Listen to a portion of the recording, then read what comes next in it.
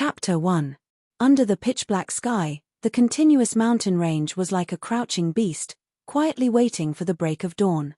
At the foot of a small hill shaped like a crouching cow, there was a small village.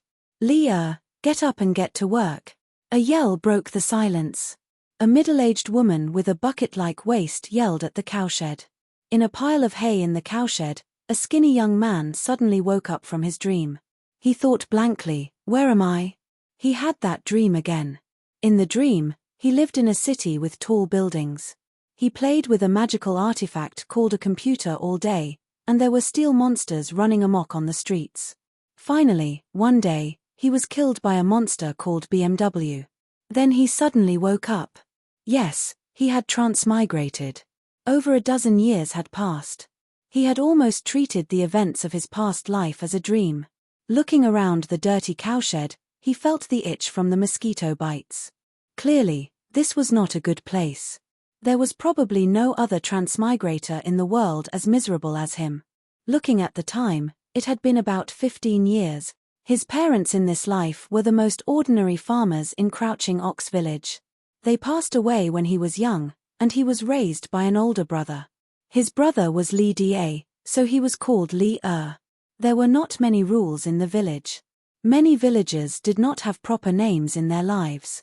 With the knowledge of his past life, he gave himself a name, Lee Qingshan. There is no need to bury one's bones in the village. Life is full of green mountains. Even though he had transmigrated, he wanted to live well. No, he wanted to live better than he had in his past life. Only then would he not waste the second life that the heavens had given him. He remembered when he had just transmigrated. When he had calmed down from his fear and confusion, the great ambition of a transmigrator was ignited in his chest. However, he soon discovered that he was hungry and had no food to eat. His brother and sister-in-law only treated him as a burden. They threw all the dirty and tiring work to him, but the food he ate was always the worst. There was no familial love at all. He was young and had nowhere to go. He could only try to act like a child prodigy. However, he was thought to be possessed by a ghost. The witch in the village forced him to drink a lot of talisman water, so he did not dare to act rashly anymore. Therefore, the villagers still called him Lee. Lee Qingshan was just a joke. Lee Qingshan's sister-in-law scolded him for a while. Seeing that he didn't respond, she rushed in, waved the bamboo stick in her hand, and mercilessly whipped him. Lazy bones, still pretending to be dead, pretend to be dead. Lee Qingshan was thinking about his past and present lives. His mind was in a mess. He suddenly stood up and snatched the bamboo stick, glaring at the peasant woman. Sister Lee saw that the child from back then was now a head taller than her. Although she was afraid, her aura was not weak at all. "Lee, I've raised you so hard and you still dare to be rude to me. When your brother wakes up, I'll let him teach you a lesson. If you don't work, then don't eat." She turned around and left. After Sister Lee left, Lee Qingshan threw down the bamboo stick and sighed heavily. He walked to the side of the trough and said to an old oxen, "Brother Ox, I've grown up and I don't want to live anymore. I just don't want to leave you." Before his parents died, they divided the family's property. The cottage and the fields were taken by his brother and sister-in-law. Now, the only property he had left was this oxen. Fortunately, he had this ox.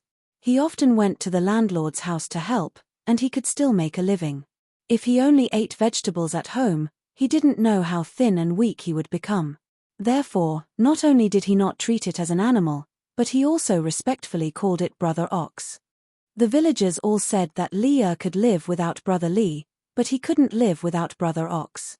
The oxen's fur was glossy, and it was plump and sturdy. It was possible to tell just how much effort Lee Qingshan had put into taking care of it. However, it also seemed rather old, and one of its horns was missing. The cut was extremely smooth, as if it had been cut off by a sharp blade. The oxen opened its moist eyes and looked at Lee Qingshan. As if it had understood him, it gathered its spirit and stood up. Lee Qingshan mounted the ox with great familiarity, and the oxen slowly made its way towards the Crouching Ox Hill. Riding on the oxen, Lee Qingshan raised his head. The stars were extremely bright, a resplendence that did not exist in that world. He was like a regular cowherd, blowing into the clear flute. The sound of the flute reverberated through the morning mist. Behind him, the village was gradually waking up. On the crouching ox hill, the trees were sparse, and the grass was green. Using the light from the east, Li Qingshan gazed towards the west. The mountains stretched endlessly, and if he ventured deeper, he would reach the myriad great mountains. It was said that not only were there wolves, tigers, and leopards, but there were also mountain spirits and ghosts. Even hunters dared not venture too deeply. Li Qingshan had never seen a proper map in the village, nor did he understand the hydrology and geography of this world. All he knew was that the mountains and rivers were extremely lofty, while the rivers were extremely vast. Although it was filled with danger, there was always a great world waiting for him to wander through. Li Qingshan had already made up his mind to leave. In the end, he patted the back of the oxen. "Brother ox, oh brother ox, you're already so old. If I sell you, other people will definitely butcher you and eat you. The world is vast, so you should go. There are many wolves, tigers, and leopards in the mountains, so you have to be careful." At a time like this, the smartest thing to do was to sell oxen and gather some traveling expenses. That way, he would have some protection when he arrived in Qingyang City, just in case he starved to death on the streets. However, he refused to do that. Any farmer would laugh if they heard such a childish approach, but this was what he persisted with. "Since you call me big brother, how can I bear to leave you? Even if you can accompany me for a long time, there will still be a time when we part." Li Qingshan replied instinctively, but his voice gradually trailed off. He widened his eyes and stared at Oxen. All he felt was a chill run down his spine. He took a step back. "Demon," Oxen said, "don't be afraid. I won't harm you." After all, they had known each other for so many years, so Li Qingshan was not too afraid. He was just unable to accept this surreal scene for a moment. However, when he thought about everything he had experienced, he calmed down. He frowned and asked in a probing manner, "Are you really Brother Ox?" Seeing how he had calmed down so quickly, Oxen nodded in approval. "You really do possess innate wisdom." "What innate wisdom?" Li Qingshan immediately raised his guard. He definitely did not want anyone to know about his identity as a transmigrator. He thought about how he could still put on an act in front of other people normally, but he was not as vigilant against Oxen. It must have seen all of his actions that did not match his identity and age. In the 6 realms of Sazra, there will occasionally be creatures who retain some memories of their past lives. This is known as innate wisdom. You and I both possess the memories of another identity. We're not regular farmers, Oxen. Being able to meet can be considered as fate. I see. Li Qingshan eased up slightly inside. He had heard about this before, but at least his identity as a transmigrator had not been exposed. "I never thought there really would be diamonds in this world, and I've even raised one for over a decade. Why didn't you say anything before?" "There's nothing to say. I won't ask where you come from, and you won't ask where I come from either. All you need to know is what I can give you." "Give me, what?" "Have you heard of supernatural powers?"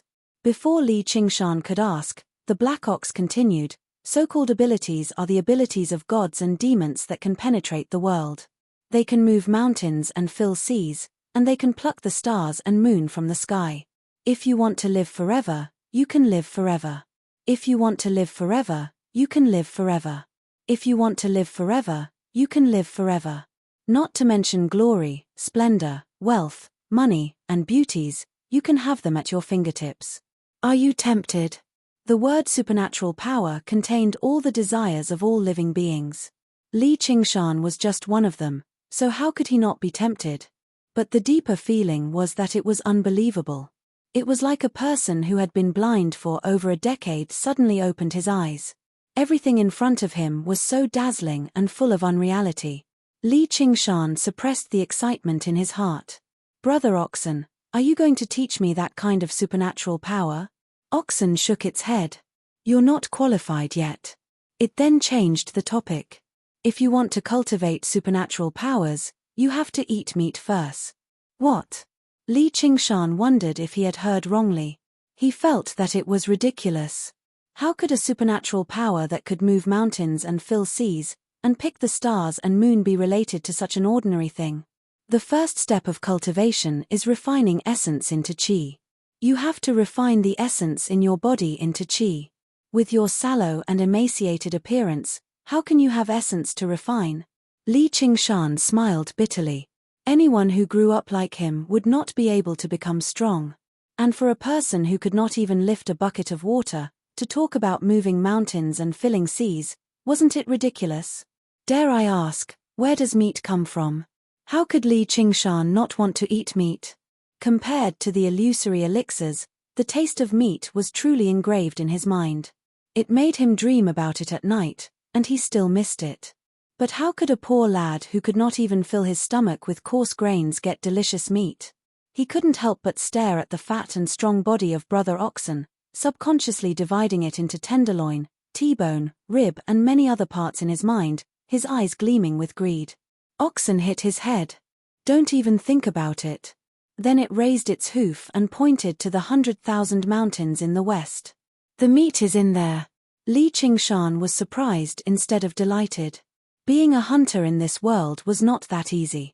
The jackals, wolves, tigers, and leopards of the mountains were not to be trifled with. Moreover, the black ox was a living example right before him. As it seemed, the legends of the diamonds and monsters were not false. If he ran into any one of them, his life would basically be over. But Oxen only told him not to worry and asked him to wait at home. Then it disappeared without a trace. Li Qingshan made his way down the mountain alone. He struggled to calm down from the excitement in his heart. This world was actually so strange and colorful. If he could really become an immortal and travel through the mountains, it would not be a waste of the name he had given himself. When Li Qingshan returned home, his elder brother Li had already gone to the fields. Only his sister-in-law was leaning against the door and eating melon seeds. She rolled her eyes a few times when she saw him. Ordinary women and men who went out to work in the fields would either run the household chores or weave cloth to earn some money. But she was famous for being lazy in the village. She threw all the chores at home to Li Qingshan. She had never even touched a loom. Li Qingshan pretended not to see her.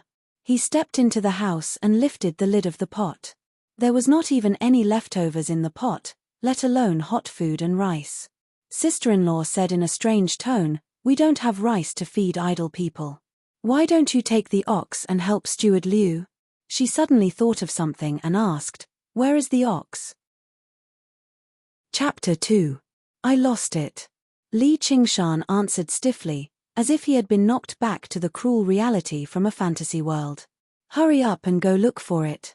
If you dare to lose our family's cow, your brother will beat you to death when he comes back. If the cow is gone, you'd better get lost too." "That's my cow." Li Qingshan strode out of the door. If he didn't leave, he might not be able to stop himself from beating this woman up. However, if he really did that, he would no longer be able to stay at home. He would no longer be able to take shelter under the eaves of others. It wasn't until dusk that he returned to the cowshed, exhausted. His bright eyes looked around the empty cowshed, and then dimmed again. Apart from herding the cows and cleaning up, Li Qingshan's daily work was to bring the cows to the landlord's house in the village to help out and earn some money to supplement his family's expenses. Today, without the cow, he could only do the same work as the other long-term workers. Even adults would find it hard to do that kind of work, let alone a young man like him who hadn't even eaten breakfast. Compared to the exhaustion of his body, the insults and curses from the farm manager were nothing more than a trivial matter. He fell head first into the haystack and didn't want to think about anything else. However, his stomach started to growl again. It was conceivable that in such an environment, any interest would be worn down to the point where only the most basic physical needs were left. Li Qingshan was in a daze when he heard a bang. It was the sound of something heavy falling on the ground. He opened his eyes and saw a strange face with a pair of long white tusks. He couldn't help but jump in fright. When he woke up, he saw that it was a wild boar. It had just died, and it was still warm. Oxen was lying in front of the trough, smiling at him. He could already vaguely make out the expression on Oxen's face. Night fell. In the village house, Mrs. Li was complaining to Brother Li, "That little bastard is too inhumane. He even lost such a big cow. No, he must have secretly sold it. No, we must separate from the family. If we continue living like this, we will be in trouble." Elder Brother Li was in his 30s. He was tall and strong, and he was famous for being tyrannical in the village. However, he was extremely respectful towards his wife. But after we split up, those few acres of good land were given to him in front of the elders in the village. They used the reason that Li Qingshan was too young to farm as an excuse to occupy this piece of land. They didn't want to return it now, but if they officially separated from the family, they would have to return it. Hasn't Steward Liu always wanted this piece of land? We might as well sell it to them. If that little bastard has the guts, he can go ask him for it. But what if he doesn't want to? Starve him for 3 days, aren't you worried that he won't agree? While the two were discussing, Mrs. Li suddenly sniffed and said, "Do you smell something? It smells so good. It seems like someone's cooking meat. It's not New Year's Day, why are they cooking meat?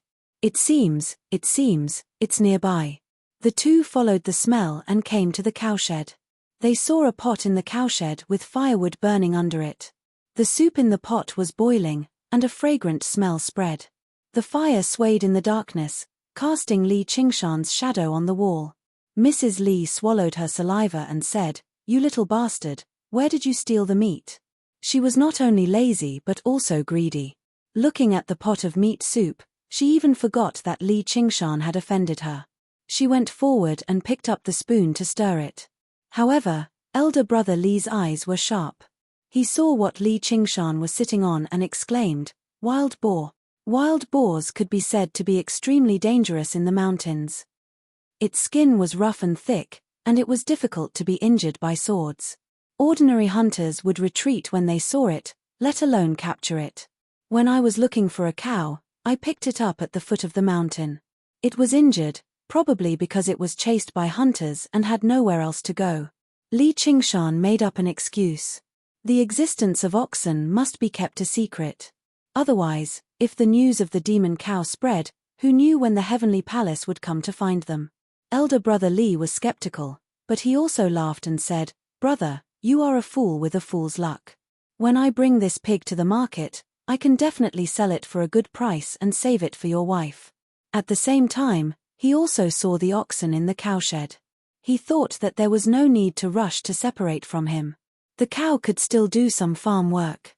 Li Qingshan watched as the sister-in-law stirred in the pot as if all she wanted to do was try a piece. His good mood from cooking the meat was immediately destroyed. With a smack, he smacked the sister-in-law's hand away. "Don't touch it." Sister-in-law Li covered her hand and stepped back. She wailed, "Look at your brother. I told you that he bullied a woman when you weren't at home. You didn't believe me. Now he's doing it in front of you." "Bullied you?" Li Qingshan only felt a wave of nausea. "If your surname was Pan, I wouldn't have suffered a loss." Elder brother Li's face suddenly became gloomy. "Is this how you act as an uncle?" Li Qingshan lowered his head and said, "I have my own plans for this meat. I am not young anymore. It is time for us to separate." This was something he had been thinking about when he was cooking the meat. He was no longer willing to bow his head under the eaves of this house. Elder brother Li did not expect that before he could say anything, Li Qingshan would bring it up first. He was stunned for a moment and then became angry. He was a stupid farmer and could not hold back his anger. He clenched his fists and stepped forward, wanting to beat up Li Qingshan and drag this wild boar away first. Li Qingshan saw that elder brother Li's momentum was not right. He also stood up. His face was grim, but his heart felt a little weak. His bones were not fully grown yet. He had been tired for a day and had not eaten anything. How could he fight against a grown man? He glanced at Oxen from the corner of his eyes, but Oxen only watched this scene as if it was watching a show. It had no intention of helping. Just as Li Qingshan was groaning in his heart and preparing to receive a beating, elder brother Li stopped in his tracks and looked at Li Qingshan's right hand. In that rough hand was a short knife that was equally rough. The blade was full of impurities. Even though it had been carefully polished, it was still dull and lusterless. This was a short knife that Li Qingshan had bought from the bazaar after living frugally all these years. It was useful in many places. Just now, he was using this knife to cut meat. Li Qingshan immediately understood that his elder brother was afraid.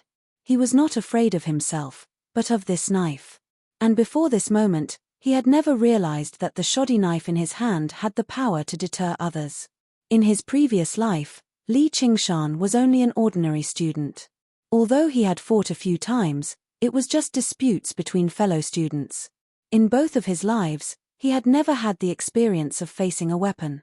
Understanding this, Li Qingshan clenched the knife in his hand and deliberately raised it up, like a wild beast showing off its fangs, even though he did not dare to use it. Elder brother Li immediately took a step back, and Mrs. Li also did not dare to howl. In the end, the two of them actually retreated from the cowshed with extremely disappointed expressions. They cursed outside for a while before returning to their room to discuss their grand plan. However, Li Qingshan turned a deaf ear to it. He even tossed the fragrance of the meat to the back of his mind. All he did was stare at the dagger blankly. His face was vaguely reflected in the dagger. This cheap item of a few taels of silver had just protected him, preventing him from physical pain and humiliation. Moreover, it had protected his spoils of battle. Although this was a matter of course, at this moment, it was as if he had suddenly become enlightened. Oxen was lying in front of the trough, smiling at him. The flames flickered, and the black giant stood on the wall with the knife in his hand. At this moment, a young man understood the exact value of strength. After a long time, Li Qingshan sat down again, scratching his ears and cheeks as he looked at the pot. How much longer will this meat need to cook? He had always been a person who could not live without meat. These past 10 years had been really bitter for him. When his parents were still alive, he could still eat a few mouthfuls of meat during festivals. But after his parents passed away, the meat they cut was not even enough for Mrs. Li. At this moment, even if there was a bottle of immortal pills in front of him, it would not make him as anxious as this pot of meat. The pig was a big pig, and this pot of meat had been cooking for half the night. The rising flames, the drifting aroma, the crackling sounds, and the focused young man formed a scene that was neither romantic nor poetic, but extremely simple and primitive. In the end, although there was not even a bit of salt, not to mention other spices, it made Li Qingshan eat so much that he almost swallowed his tongue. Regardless of fat or lean, several kilograms of cooked meat entered his stomach, and in the end, even the broth was completely drunk. At this moment, if someone asked Li Qingshan what happiness was, he would definitely say that happiness was a pot of meat. Chapter 3. Li Qingshan laid down on the pile of hay in satisfaction. He stretched out his limbs and fell asleep before he knew it.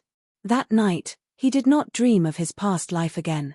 In the hut near the cowshed, the elder Li and his wife tossed and turned restlessly due to the smell of meat. They only fell asleep in the middle of the night as well. The next morning, right after the rooster crowed 3 times, a short, plump man in emerald green silk robes arrived at the fields. He was none other than the largest landlord in the tiny crouching ox village, Old Master Liu, who was also the caretaker Liu that the elder Li's wife mentioned.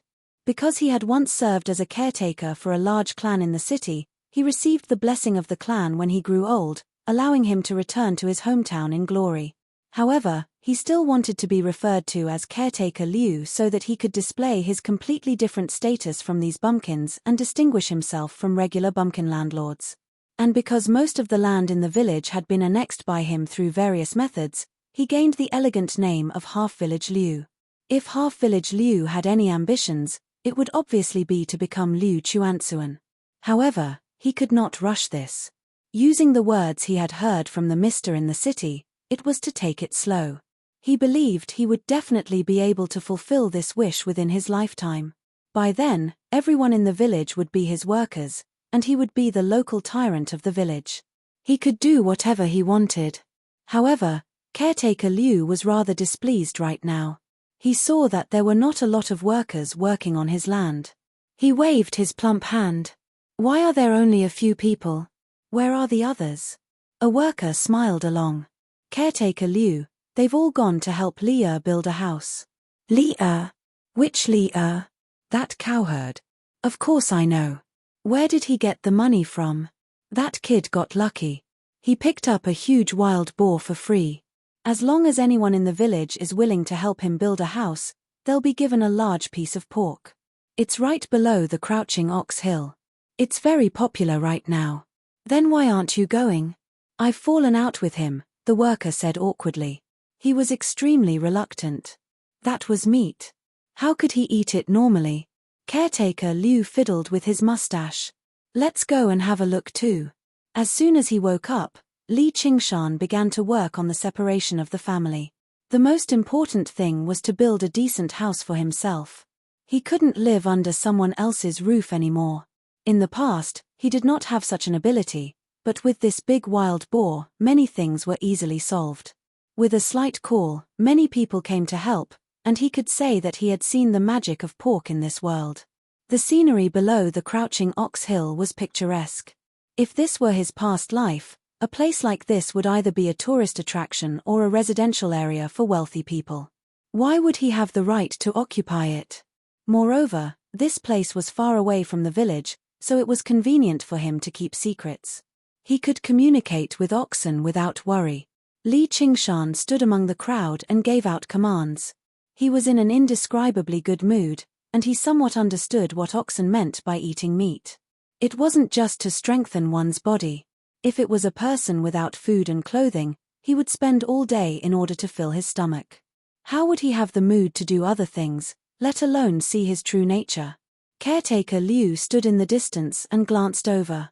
He muttered to himself, in other words, the brothers are going to split up. However, he just happened to see the eldest Li couple watching from afar as well. Not only were they unhappy when they saw their brother move to a new house, but they even ground their teeth in resentment. As a result, he came up with a plan and walked over with a smile. In less than a dozen days, a new house was completed. Everyone collected their pork and dispersed. Li Qingshan gazed at his new residence in satisfaction. It was just a regular mud house with a thatch covering it. He stood in a small courtyard surrounded by a fence.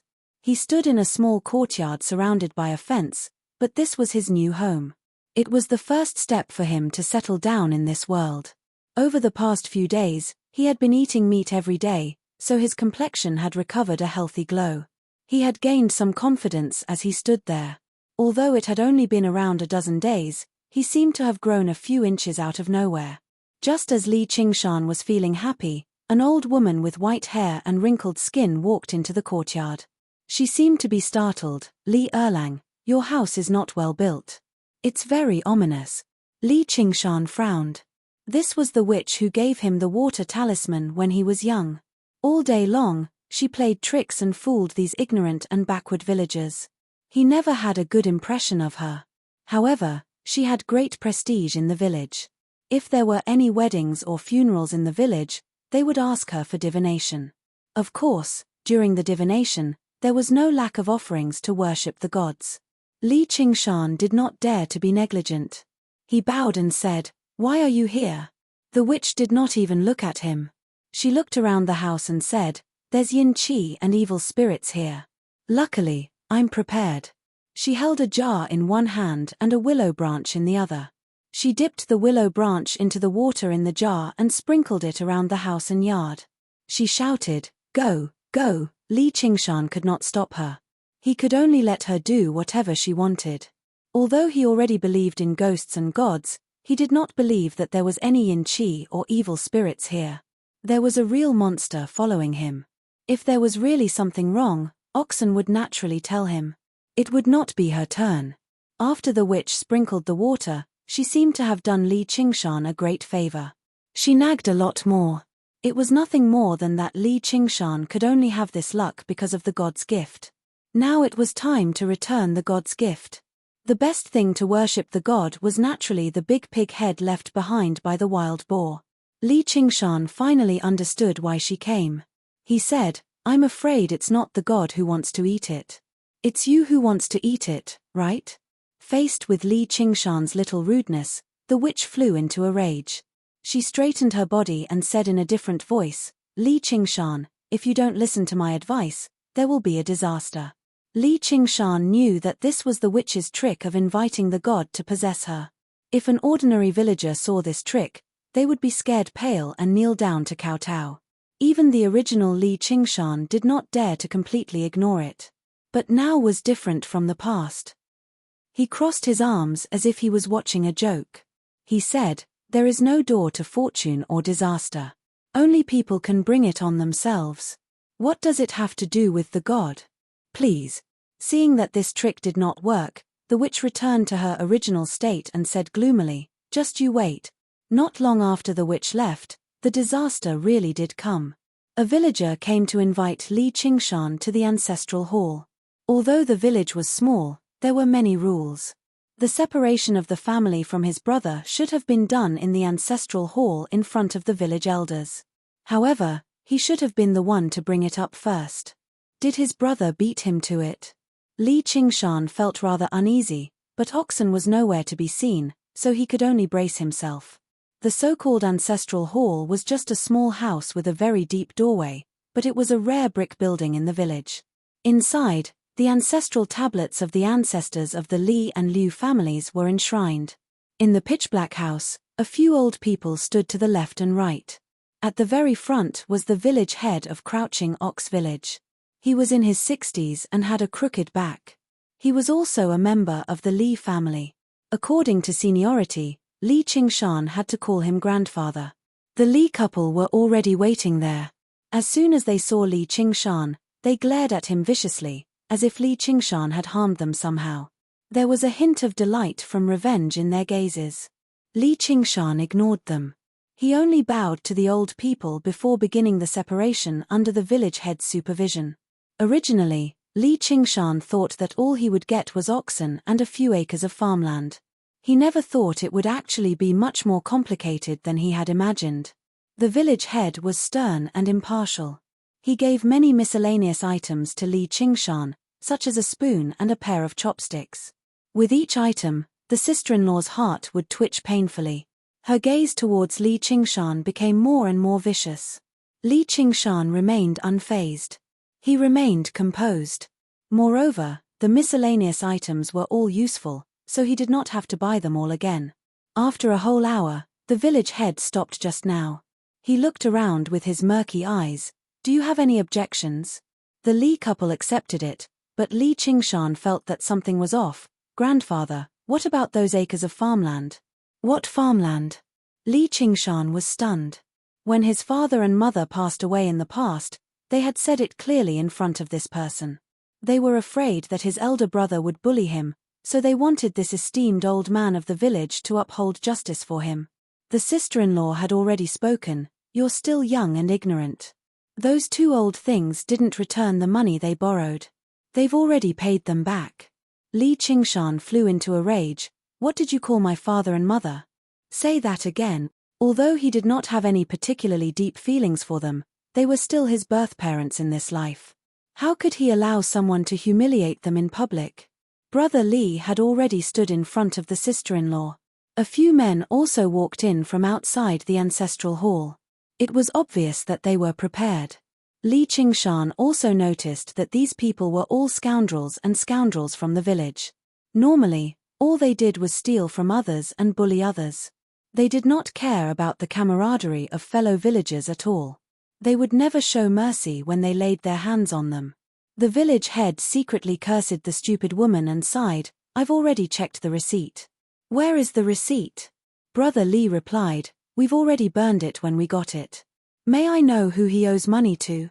The sister-in-law proudly said, "The village's steward Liu. If you have the guts, go and ask for it. See if steward Liu doesn't skin you alive." "What's the matter? I'm just bullying an ungrateful little bastard like you." Those acres of farmland were all fertile farmland. They were sold for some money.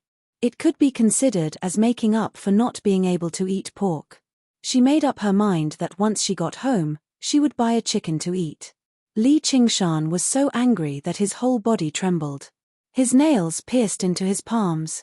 Based on his 2 lives' worth of experience, how could he not know the inside story? Farmers regarded the land as their lifeblood. How could they casually compensate other people? His parents also dug in the soil for food all their lives. How could they possibly borrow money from other people? This was clearly an alliance to bully him. After losing the land, if he wanted to eat and live, he could only go to Steward Liu's farm and work as a long-term worker. Even if he was angry, he would have to endure it. What a good plan. At home, Li Qingshan was treated coldly by his brother and sister-in-law. It was only because of his poor food and clothing. He could still accept it. However, it was different to distort the truth like this. In his previous life, he mingled on the internet. He thought that he had seen all the dark sides of society and was angry because of it. However, when this kind of thing happened to him, he found it hard to bear. If he agreed, it would mean that he accepted the village's distribution. He would not have a chance to appeal.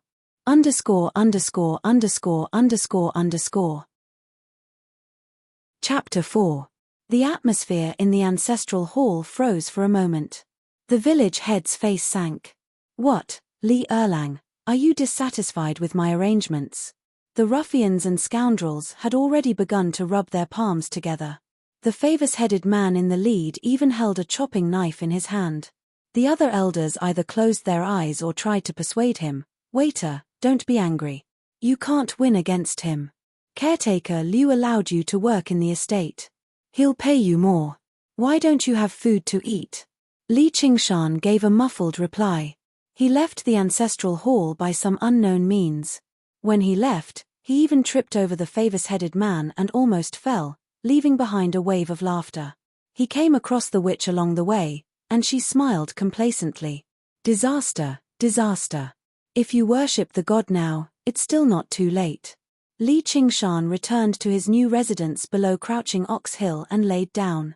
He no longer felt any joy at all. The sun set in the west, and the sky darkened.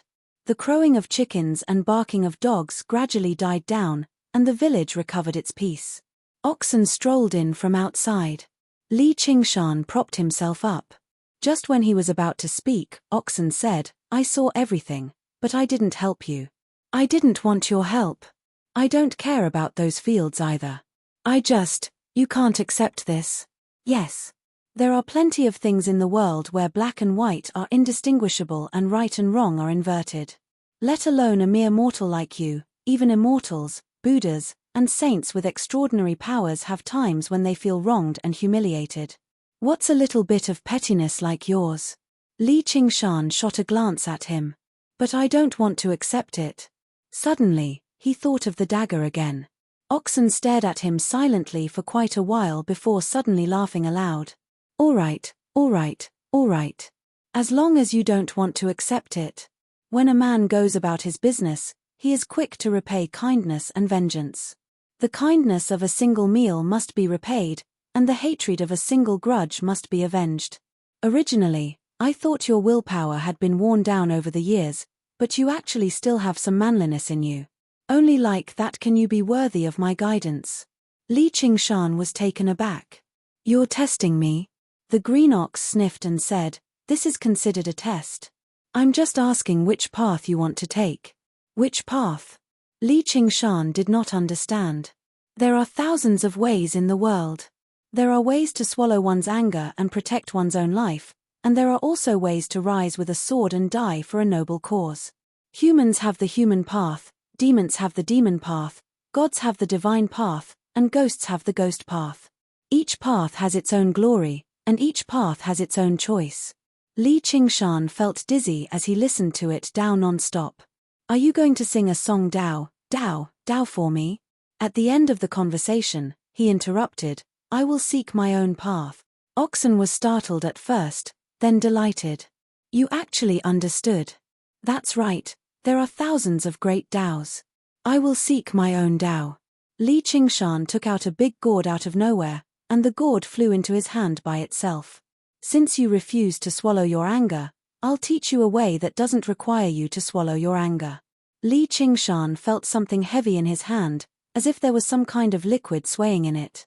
He opened the bottle and a strong smell of alcohol assaulted him. Li Qingshan smiled bitterly. After eating meat, he would drink wine? It seemed reasonable, but who would rely on these two things to cultivate? If eating meat and drinking wine could help one become an immortal, then all the rich people in the world would become immortals. Could it be that immortals were all good-for-nothings? Oxen only said 8 words: meat strengthens the body, and wine strengthens the liver and gallbladder. Li Qingshan clenched his teeth, raised his head, and gulped down the wine. Although it was only the village's unrefined wine, he still felt dizzy after drinking the gourd. He stared blankly at Oxen. Could it be that it wanted him to drown his sorrows in wine? Go kill someone, and I'll teach you cultivation, Oxen said in an extremely calm tone, as if it was talking about something insignificant. Then, it lay down. Li Qingshan felt a chill run down his spine. He suddenly realized that the thing in front of him wasn't a hard-working old bull that had been plowing the fields with him for more than 10 years, but a real bull spirit. What it taught him was not the peaceful Tao of immortals and Buddhas, but the fierce and domineering Tao of demons. It hadn't taught him any cultivation techniques, it only taught him to eat meat, drink wine, and now, kill people. Was he really going to kill people? Faces appeared in front of him. He hated these people, and he wanted nothing more than to kill them, but he knew that he didn't dare to do so. Oxen also saw through this, which was why he wanted to drink wine to strengthen his courage. Was this a proof of allegiance, or a gift to become his disciple? Thinking back to what happened today, the drunkenness and anger rose. Li Qingshan raised his head, took a deep breath, and lowered his head. Kill who? That's your problem. I'll say it first, I won't help you, and I won't save you. I'm just an ordinary bull. Tonight, the moon was bright, sprinkling a layer of white frost on the ground. Li Qingshan walked alone on the white frost. He felt that the full moon above his head was so dazzling that he wished for a dark cloud to cover it up. The village was silent. Li Qingshan's footsteps swayed as he walked around the village, his heart was at a loss. He came to the front of a rundown house, and there was a hubbub coming from inside. Li Qingshan heard it clearly. It was the ruffians from the ancestral hall today. He hurriedly squatted down against the wall and listened to what they were saying. Today's wine came so easily. I just stood in the ancestral hall, and Steward Liu gave me so much. Li Qingshan recognized the voice at once. It was Patch-haired Liu, a famous ruffian in the village. He spent his days idling around and stealing things. He was surly and fierce, and he often carried a chopping knife with him. The villagers were afraid of him, and even if they caught him stealing, they didn't dare to do anything to him. The other ruffians also treated him as their leader. This is all because of you, big brother. Didn't you see that kid's face? He was so scared that it turned pale. The room roared with laughter. Li Qingshan didn't know what his face was like at the time, but it was definitely red now. His drunkenness mixed with anger rushed to his head. It's a pity that the coward didn't make a move. I haven't exercised my fists and legs in a long time. I was going to use him to practice, but that bastard never took me seriously. Li Qingshan had lived 2 lives, but he wasn't as afraid of him as the ordinary villagers. He didn't expect to attract such hostility. Isn't it easy for Big Brother to beat him up? That idiot built his house outside the village. Wouldn't it be easy for us to beat him up? We can also take his cow and sell it at the market. We can even exchange it for a few drinks. The other ruffians agreed one after another. Li Qingshan let out a breath that reeked of alcohol and tightened his grip on the short knife in his arms. Patch-haired Liu drank a bellyful of alcohol and went outside the house to pee. He didn't return to the house, but walked along the small path to the south of the village. Li Qingshan felt strange and immediately followed him. He saw that patch-haired Liu came to the door of the famous widow Liu in the village and shouted for her to open the door. Only then did he know what he wanted to do. The door was tightly shut, and the lights in the house were not turned on. It was obvious that they were afraid of him. There were a few thatched cottages not far away, but no one paid any attention to them. Patch-haired Liu took advantage of his drunkenness and said a lot of obscenities. He kicked the door hard and cursed for a while, causing the dogs in the village to bark loudly. Then he turned around and left. Inside the door, Widow Liu calmed down a little. She peeked outside through the crack in the door and saw that patch-haired Liu had indeed gone far away. Only then did she relax. Suddenly, Her eyes flashed and she saw a figure following behind patch-haired Liu. The night was dark, so she couldn't see the figure's clothes and appearance clearly. She thought it was his attendant, and she faintly felt that something was wrong. Li Qingshan followed patch-haired Liu to a desolate place. He made up his mind, shouted, and pounced on him. Patch-haired Liu turned around in shock and saw a dull short knife stabbing at him. He immediately sobered up and wanted to run away to resist, but his hands and feet were weak. He usually only used a knife to scare the common people and fought in a few group fights. He had never experienced a real life and death fight. Although the other party was only a youth, his decisiveness and murderous aura made him look like a fierce beast in the mountains. Without any obstruction, the knife entered his body. Li Qingshan didn't expect that the usually arrogant patch-haired Liu would be so weak. Looking at the frightened and pleading look on patch-haired Liu's face, he seemed to be even more drunk. His eyes faintly glowed red, and his brain seemed to stop working. Only his hands kept moving. The blade and blood-red light danced about in the darkness.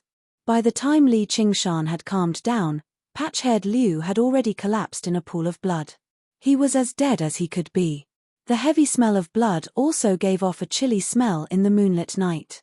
Li Qingshan forcefully composed himself and turned around to leave. He rushed to the stream below Crouching Ox Hill in a single breath. Just now, he stopped. Illuminated by the water, he could not help but leap in fright. Is this still me? The water reflected a blooded youth. He pursed his lips and widened his eyes, still radiating with killing intent that had yet to disperse. It was extremely terrifying. Li Qingshan cupped the icy-cold stream water and washed away the blood on his body. Only then did he return to the hut. He ignored Oxen who lay beside him and collapsed on the bed. Only now did his hands begin to tremble, and he suddenly became covered in cold sweat, drenching his clothes. He had completely sobered up. Oxen asked with a smile, "Aren't you going to run?" It was as if it was not the one who had told Li Qingshan to kill people. Li Qingshan said, "Do I still need to run if I'm going to kill something like that?" He had not chosen patch-haired Liu out of a moment of impulse. This bastard was utterly wicked in the village. No one would stand up for him, and if the people did not report him, the officials would not investigate him. As long as he did not leave behind any overly obvious evidence, the death of someone like him would probably end up unresolved. The praise in Oxen's eyes deepened. It was very easy to find an ignorant person who would kill in a fit of rage, but it was very difficult to know who to kill and who not to kill, as well as how to protect oneself while killing. Even if the composure before him was an act, it was enough to demonstrate his willpower. Li Qingshan's trembling hands could not fool it, but in its eyes, not only were there no shame in killing people, but there were also people who were vicious and looked down on killing people everywhere. However, it was truly impressive that he could suppress his nervousness and fear until now to erupt. After quite a while, Oxen asked, "How do you feel?" "So scary. So satisfying." These were Li Qingshan's heartfelt words. After the fear, he actually felt an indescribable sense of contentment. Most of the pent-up anger in his chest had dissipated. He recalled the feeling when he watched Water Margin, Instructor Lin at the Wind Snow Mountain Holy Temple, and Wu Erlang's blood splattered on the lover's brothel. Oxen chuckled. "Go to sleep. There are many things to do tomorrow." Li Qingshan's heart skipped a beat, and he revealed a joyful expression. "You mean?" Chapter 5. Oxen didn't reply and closed his eyes. Li Qingshan lay flat on his bed. Although his face remained calm, his heart was surging uncontrollably. He didn't fall asleep even when it was late at night. But once the taut string in his heart relaxed, he felt even more tired than after a day of farm work, so he immediately fell asleep. That night, he dreamed that he was enemies with millions of people. He killed until a mountain of corpses covered the sun and a sea of blood and stars sank. When he woke up, the dream faded like the tide. The sun shone brightly in the room and it was already high in the sky. Patch-haired Liu's death was like a drop of cold water in a pot of boiling oil. It set off a huge uproar in the village. This fellow had done all kinds of evil in the village. Now that he was finally dead, the ordinary villagers all clapped their hands and cheered, saying that it was retribution. But then they guessed who did it. Although there were many people who had grudges against Patch-haired Liu, there weren't many who dared to take revenge. There were no secrets in a small village. The villagers thought about it and thought about what happened in the ancestral hall yesterday. But that person didn't come to see the big show, which confirmed their guess. Li Erlang killed someone. He usually doesn't make a sound, but he actually has such courage. I'm afraid he's already escaped. Amidst the quiet discussion, the faces of the eldest Li couple were deathly pale. Steward Liu and village chief Li's faces were as dark as water. The ruffians were so scared that their legs turned to jelly. If they had gone out last night, would they be lying here right now? Someone cried out in surprise, Li Erlang is here. The crowd automatically opened up a path. Under the watchful eyes of the crowd, Li Qingshan walked with large strides to the side of Patch-haired Liu's corpse. He didn't feel it last night because of the dusky sky, but today he also felt that the death was horrifying. But he didn't show it on his face. He only said, "It's good that he died." His gaze swept across the crowd from left to right. Everyone felt that in one night, Li Qingshan seemed to have changed into a different person. He became somewhat frightening. Everyone who was looked at by him felt a chill run down their backs. And those who were directly involved were even more frightened. Village Chief Li said, "Tie up Li and send him to the ancestral hall." Crouching Ox Village was just too remote. It was basically an autonomous village. If there was anything, the elders in the village would discuss and resolve it. Even if it was a murder case, they would have to capture the person first and send him to the government. It was impossible to count on the bosses of the government to travel several dozen kilometers to a place like this to capture the person. Therefore, they basically didn't have any dealings with the Yamen, and directly carried out private executions in the village. The villagers were in an uproar. Li Qingshan raised his eyebrows and shouted, "Who dares?" Even though he did not have a weapon in his hand, his murderous aura was like an unsheathed sword, showing off its edge. None of the villagers stepped forward, not only because they were afraid of Li Qingshan. There was a scale in everyone's heart, and the villagers' thinking was even more simple. "Village chief, you colluded with the tyrants and bullied the kind, what right do you have to order us?" The villagers also watched Erlang grow up, and he even called you grandpa. "You really have the heart to do this. This patch-haired Liu deserved to die. Erlang did this to rid the people of evil." Patch-haired Liu got drunk and fell to his death. What does this have to do with Erlang? The one who spoke was Zhong Wuge, who had a great grudge against Patch-haired Liu. Patch-haired Liu had once tried to bully his wife when he was working in the fields. Back then, he was tempted to fight it out with this bastard, but his wife had bitterly persuaded him not to. Now that he saw his corpse lying on the ground, he felt indescribably carefree. Someone immediately echoed, yeah, he fell to his death. This is all retribution from the heavens."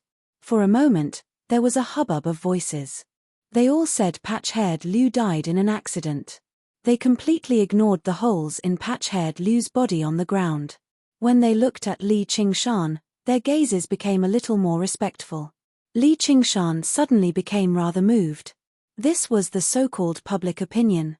Village Chief Li knew that if this continued, his authority in the village would definitely be greatly affected. Furthermore, he really was rather afraid of Li Qingshan's revenge. If he had known that this kid was so vicious, he definitely would not have twisted his mouth over some silver. The villagers didn't listen to his commands. Those ruffians were even worse than ordinary people, so they had already sneaked away. He could only take a look at Steward Liu. He should be able to command the servants and workers in the family, but Steward Liu pretended not to see them. In any case, it was Big Li who insisted on selling the land to him, and he didn't show up. His family was big, so why should he go head-on with such a strong person over such a trivial matter? Moreover, if he was not careful, he would incite the anger of the people. Unknowingly, he had already treated Li Qingshan as a strong person. Possessed by a demon, possessed by a demon. I told you, which suddenly pointed at Li Qingshan and howled. The villagers' expressions changed greatly. They couldn't help but move a little further away from Li Qingshan. Li Qingshan stepped forward and kicked her down. "You old hag, How long are you going to falsely accuse me? If you dare to say another word, I'll tear your mouth apart. Witch let out an ayo and didn't dare to say anything. She only stared at him with a venomous gaze. Li Qingshan was unafraid. If you really have supernatural powers, then let your ghosts come and find me. Let's see if I'm afraid or not. After saying this, he walked out of the crowd with his head held high. He walked to a place where there was no one around. Just now, his aura had been released. He felt his heart beating violently, but he knew that he had made the right move. If he hid in his house out of fear and gave village head Li time to mobilize the villagers, someone would come to arrest him before nightfall. With his current physique, could he really fight against 3 to 5 burly men? Only by taking a risky move, suppressing the others with his aura and obtaining justice, could he truly be safe and sound. When he returned to the thatched cottage, Oxen had already been waiting for a long time. He looked up and down at Li Qingshan. Li Qingshan also noticed the strange atmosphere. He went forward and bowed respectfully. He raised his head and asked with a smile, "Brother Ox, do you still need to hold a banquet to formally acknowledge me as your master?" Oxen said, "Which of your wine and meat wasn't brought by me? What banquet to formally acknowledge me as your master?" Li Qingshan spread his arms and said, "I'll help you gather some tender grass, all right?" Oxen's eyes darkened. "Stop joking around. Since you have the intention to kill, that's why I taught you the art of killing. In the future, you'll inevitably have to fight with others. You won't have a single day of peace. If your cultivation isn't enough and you get killed, you'll have no regrets. The weak are prey to the strong. It doesn't matter where I go. I don't dare to say that I have no regrets, that's all." Oxen said, "No regrets. Since you've made up your mind, I'll teach you the ox demon's fist of great strength. When you've cultivated the strength of a bull and laid down your foundation, I'll teach you the tiger demon's fist of bone training. With these two skills, you'll be able to practice the supernatural power of Taoism, the strength of 9 bulls and 2 tigers. By then, you'll be able to do whatever you want in the world." The strength of 9 bulls and 2 tigers? When Li Qingshan first heard about it, he found it quite ordinary. What was so special about 9 oxen and 2 tigers? They were just the most ordinary of livestock and wild beasts. Were they really worthy of being called supernatural abilities? Could they run amok in the world? But when he thought about it carefully, he was shocked. He had been herding bulls for more than 10 years and knew how strong a bull was. A bull's strength was equivalent to 10 strong men. As long as one could obtain the strength of 1 bull, they would be able to wear armor and fight on the battlefield. They would be worthy of the title of a fierce general. There was nothing special about 9 bulls and 2 tigers, but if all these strengths were gathered on one person, he would have the strength of 1,000 catties with just a lift of his hand. Who would be able to stop him? Even if Lu Biyu was reborn and Li Yuanba was alive, they wouldn't be able to stop a light punch from him. But since it's a supernatural power of Taoism, why is it called the ox demon and the tiger demon? This supernatural power was originally an ancient supernatural power. It's been lost now. When Li Qingshan heard the word ancient, he became excited. From what he knew, any elixirs, secret manuals, or treasures, as long as they were related to the word ancient, they would be extremely powerful. But Oxen's following explanation disappointed him. The reason why this supernatural power was lost was because it was too difficult to use. It was replaced by other supernatural powers created by the geniuses of later generations. In short, it was eliminated. The ancient sages were indeed powerful, but the later generations might not necessarily be inferior to the predecessors. Moreover, they were standing on the shoulders of the predecessors. The cultivators of the current era value the cultivation of qi and look down on the cultivation of the body. They even refer to the body as a smelly bag. This kind of supernatural power that pursues brute force naturally won't be taken seriously. You don't have to be too disappointed. This supernatural power that I'm teaching you is no longer the original version. It was modified by a powerful figure of the demon race. That's why it's called the ox demon and the tiger demon. The ox demon cultivates the body, while the tiger demon cultivates the bones. As the saying goes, when the Tao rises 1 foot, the devil rises 10. Its power is also much stronger. Are there any drawbacks to cultivating this supernatural power with my human body? I don't know. Because no one has tried it before, I might go berserk and become a demon. Oxen said it casually, but Li Qingshan could only smile bitterly. It was fine if he cultivated an ancient supernatural power that had been lost for a long time. At most, he would become a weirdo and be laughed at by other cultivators. However, cultivating a supernatural power that had been modified by the hands of a demon could turn him into a monster. He might even be slain by the demons. But now was not the time for him to be picky. Li Qingshan thought for a moment and took a deep breath. Brother Ox, please teach me this supernatural power. If someone could understand his desire to change his fate, they would understand that he would accept even the devil's help. Oxen explained the essence of the ox demon's fist of great strength to him in detail. Li Qingshan immediately started practicing. He moved his body and moved his limbs. Under the dazzling sunlight, an old ox and a young man sat in the shade of the trees. The old ox lay down leisurely and gave pointers. The young man's expression was solemn as he listened attentively. Although Oxen could not practice it himself, every word he said would hit the nail on the head. This made Li Qingshan suddenly see the light and gained a deeper understanding of the ox demon's fist of great strength. He practiced with more vigor. Although Oxen spoke carelessly, he was very satisfied with his disciple's comprehension.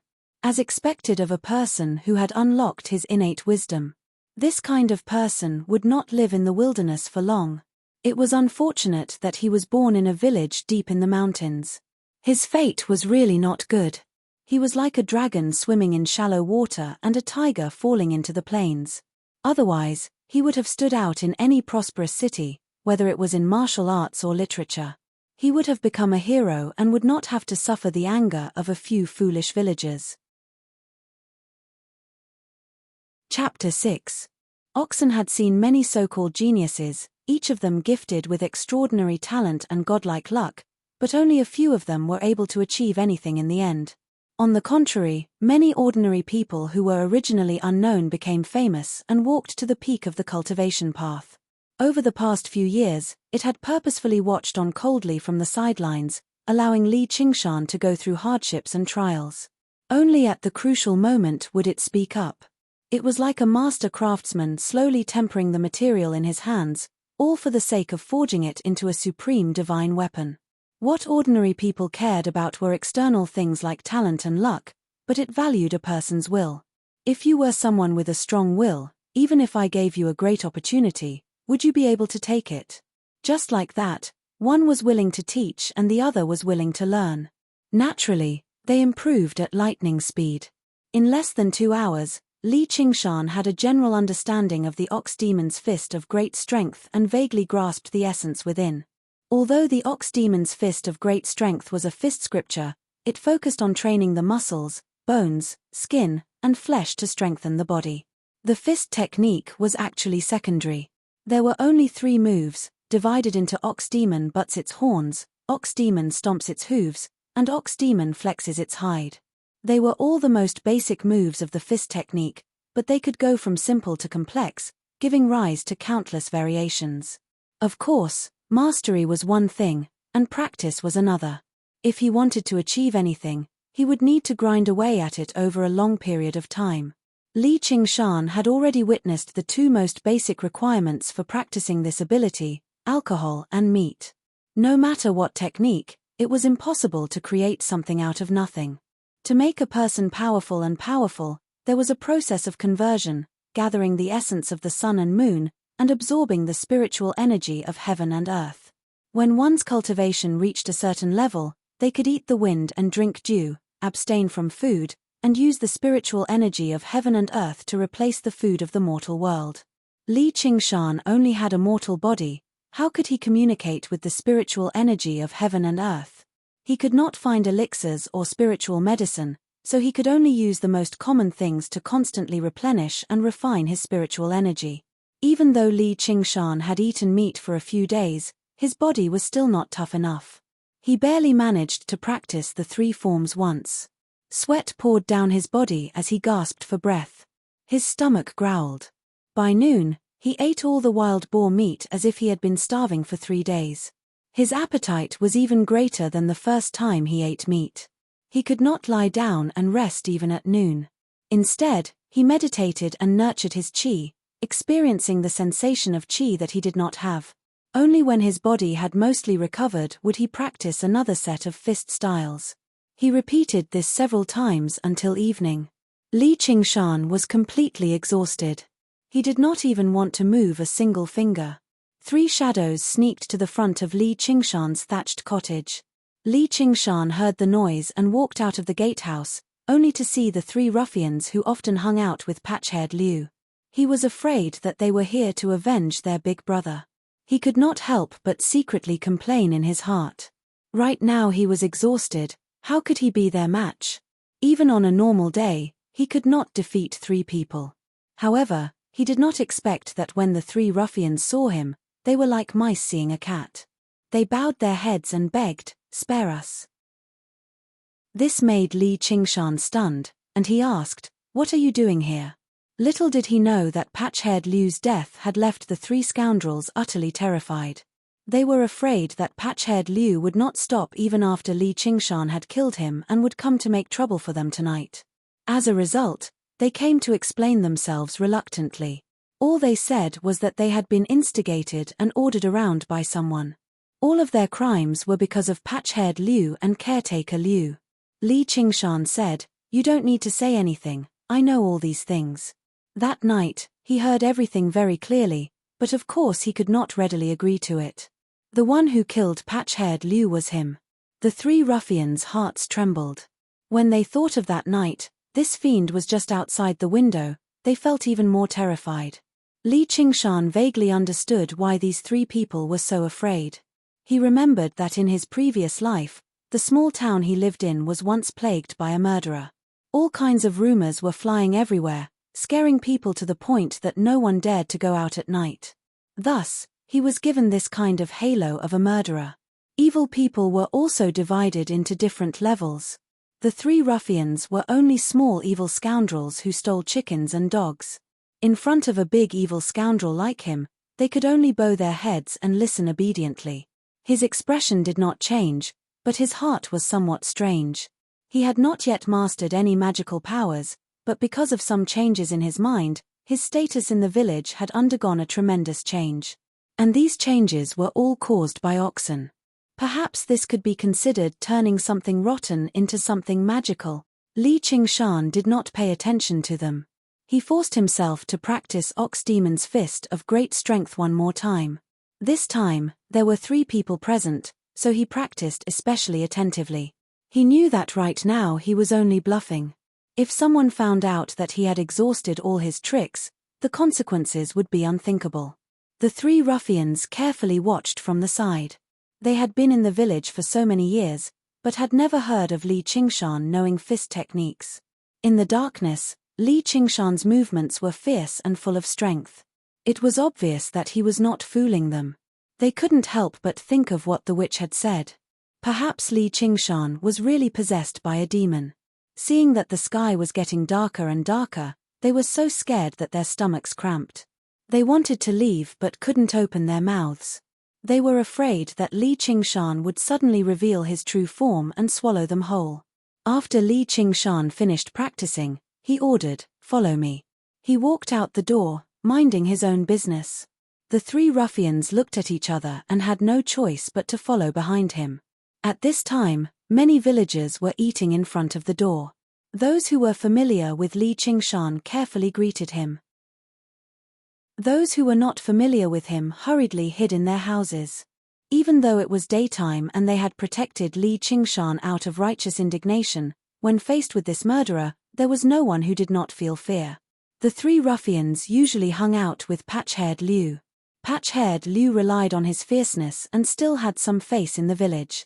They, on the other hand, were loathed by people and dogs, so they did not have this kind of prestige. For a moment, they forgot their fear and instead felt proud. If they could follow Li Erlang, they would be much more imposing than they were in the past. Some of the elders even sighed. Although patch-haired Liu was a scourge, they were afraid that an even bigger scourge would be born. At least patch-haired Liu did not kill anyone, so everyone was not that afraid of him. Li Qingshan also had an almost novel feeling.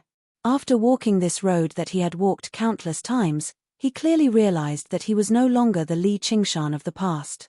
He came to the front of a thatched hut. Thinking about how not long ago he was in poverty and dejection, his heart was filled with emotion. Inside the door, the Li couple were trembling with fear as they pressed against the door. Elder brother Li had a wooden stick in his hand and eldest sister Li had a kitchen knife in her hand. What those ruffians were afraid of, how could they not be afraid? However, they were different from those ruffians. In their hands, they held the money from selling the land. If they gave in to Li Qingshan, they would not be able to keep the money. Therefore, today they did not even do any farm work. They just stayed at home and discussed for the whole day. In the end, it was elder brother Li who made up his mind, his only one person. Do we have to be afraid of him? If he dares to come, I will help the Li family get rid of this evil creature. But before he could say these tough words for long, he saw Li Qingshan come to the door with 3 people. He was so scared that he immediately hid in the house. Li Qingshan said, "Drag them out for me." The 3 ruffians were intimidated by his power and did not dare to defy him. They were experienced in bullying commoners and shouted as they barged into the house. The Li couple immediately laid down their weapons and surrendered. They did not dare to fight back. They were so scared that their faces were ashen and they trembled. Second brother, what are you doing?" Elder brother Li squeezed out a smile that was uglier than crying. Li Qingshan said, "I'm not here to look for you." He said to eldest sister Li, "Evil bitch, it's fine if you humiliate me, but yesterday you dared to humiliate my parents. Today I will not forgive you." Eldest sister Li was so scared that her legs turned to jelly. She no longer had her usual arrogance. "Little waiter, I was just talking nonsense. I have taken care of you for more than 10 years. We are family." Li Qingshan laughed coldly. "Family? It's fine if you don't want to talk about it. But if you talk about it, there are still debts to be settled. Let's talk about yesterday's nonsense first. What are we going to do about it?" A skinny, monk-like ruffian said, "There is no need for you to do it. Little brother knows the rules." As he said this, he rolled up his sleeves and slapped eldest sister Li's face. Li Qingshan grabbed the ruffian's hand. Yesterday in the ancestral hall, he really wanted to do this. But today, seeing their trembling faces, he could not bear to do it. After all, these 2 were his own brothers and sisters-in-law. How could he let them be humiliated by such a ruffian? But what must be done, must be done. He had an idea and said to elder brother Li, "Could it be that the people she scolded were not your parents? Don't you know how to teach them a lesson?" Elder brother Li came to his senses. Yes. Afraid that Li Qingshan would not be satisfied, he used all his strength and fiercely slapped eldest sister Li's face several times. Eldest sister Li's face immediately swelled up. On the other hand, Li Qingshan felt that his elder brother looked very satisfied with the beating. He did not know whether it was because he wanted to take the opportunity to take revenge. In any case, his anger had mostly dissipated. He asked, "You said it was family. Let me ask you, where is the money from selling the land?" Eldest sister Li's red and swollen face immediately turned pale. Elder brother Li also lowered his head and did not say anything. The money was their flesh and blood. Li Qingshan was cutting off their flesh. Compared to returning the money, they would rather suffer a beating. Eldest sister Li suddenly became unreasonable. "You can beat me to death. Beat your own sister-in-law to death. Let's see if the authorities will come to arrest you. I don't know what kind of money there is. If you want it, go ask Steward Liu for it." Li Qingshan said sternly, "Do you really think I don't dare to?" This was no longer an act. The murderous aura he had when he killed patch-haired Liu last night seemed to have returned to him through the darkness of the night. The reflection of the blood-stained, wide-eyed youth in the stream had already become one with him. The 3 ruffians on the side felt their bodies go cold. They could not help but take a step back and look at Li Qingshan in fear. Eldest brother Li and his wife were even more frightened. They had never seen such a terrifying person in their lives. It was hard to imagine that the person in front of them was Li Erlang, who they had lived with for more than 10 years. Finally, a bag of silver was handed over to Li Qingshan. Li Qingshan weighed it in his hand and looked at the pale faces of eldest brother Li and his wife. He sighed in his heart. Just for this bit of silver, they had to force their own brother to this extent. He turned around and left. The three ruffians hurriedly followed. Eldest brother Li and his wife were about to hug each other and cry bitterly when the bag of silver slid across the air and landed in front of them with a thud. Chapter 7. Regaining the silver, the Li couple was pleasantly surprised. Madame Li didn't even care about the pain on her face as she hurriedly put the bag of silver into her clothes. The three scoundrels were speechless and showed expressions of admiration. That wasn't a small amount of silver, enough to spend for a long time, but it was thrown on the ground so easily. Looking at Li Qingshan's back, if they had only been afraid before, they now had a lot of respect. Such a good man who could distinguish kindness and grudges was just a story made up by storytellers. They didn't expect to see it with their own eyes. He was already so young, so he would definitely be someone in the future.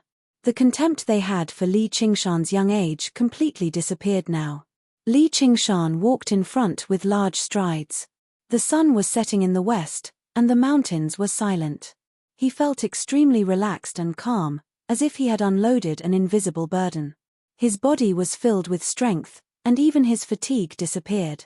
He faintly felt that if he were to practice Ox Demon's fist of great strength now, it would be much smoother than during the day. This wasn't an illusion.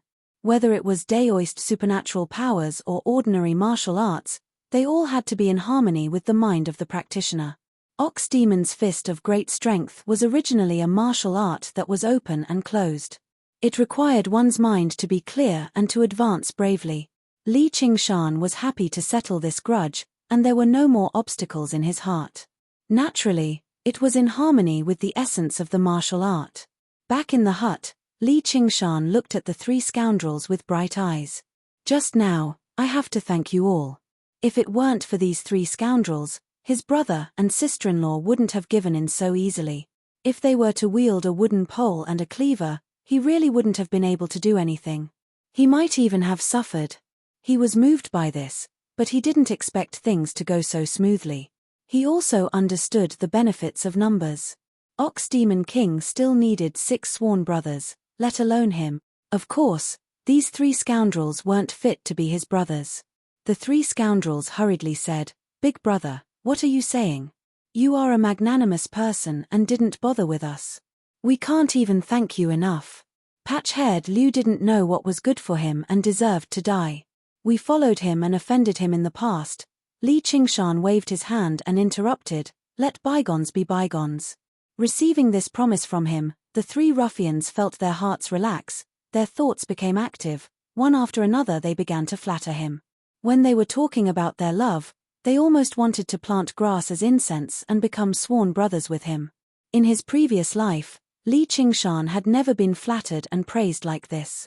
Even though it came from the mouth of three scoundrels that he looked down on, he couldn't help but feel happy and proud in his heart.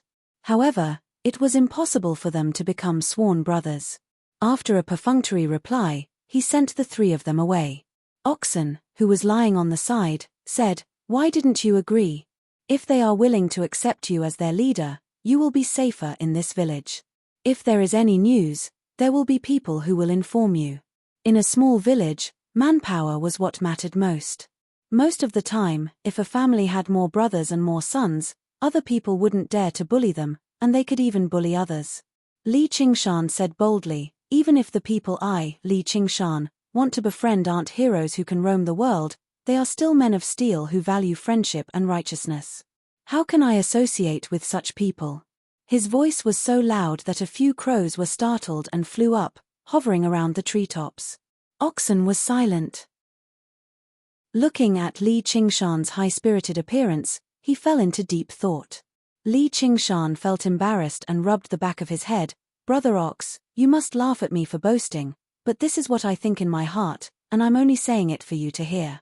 Out of nowhere, Oxen took out a gourd of wine and tossed it to Li Qingshan. "If you don't even dare to say a few big words, then you might as well go back to farming. What other big words do you have? Tell me. Li Qingshan skillfully removed the cork and raised his head to gulp down a few mouthfuls of wine. He casually wiped his mouth and grinned. I want to travel all over the world, taste all the delicacies in the world, drink all the good wine in the world, cultivate the most powerful divine arts, fight the strongest enemies, and sleep with the most beautiful women. Only then will my life not be in vain. Brother Ox, do you think this dream of mine can come true? Definitely. All right, I'll take your auspicious words. The young man's great dream echoed through the tiny courtyard. Perhaps even he did not take it seriously right now, but a spark had already landed in his heart, about to ignite a prairie fire. Taking advantage of the alcohol, Li Qingshan practiced the 3 forms of the ox demon's fist of great strength again. In his half-drunk state, he had no idea whether his movements were right or wrong. He only swung his fists and kicked as he liked. Meanwhile, Oxen only drank on one side and said nothing. Li Qingshan collapsed on the ground, drunk. The next day, the news of Li Qingshan returning the land money to his brother and sister-in-law spread through the village very quickly through the mouths of the 3 ruffians. Some people were filled with admiration towards his choice, praising him for his extraordinary spirit. There were also people who mocked him. Without land, what would he eat? Wouldn't he still have to work for caretaker Liu?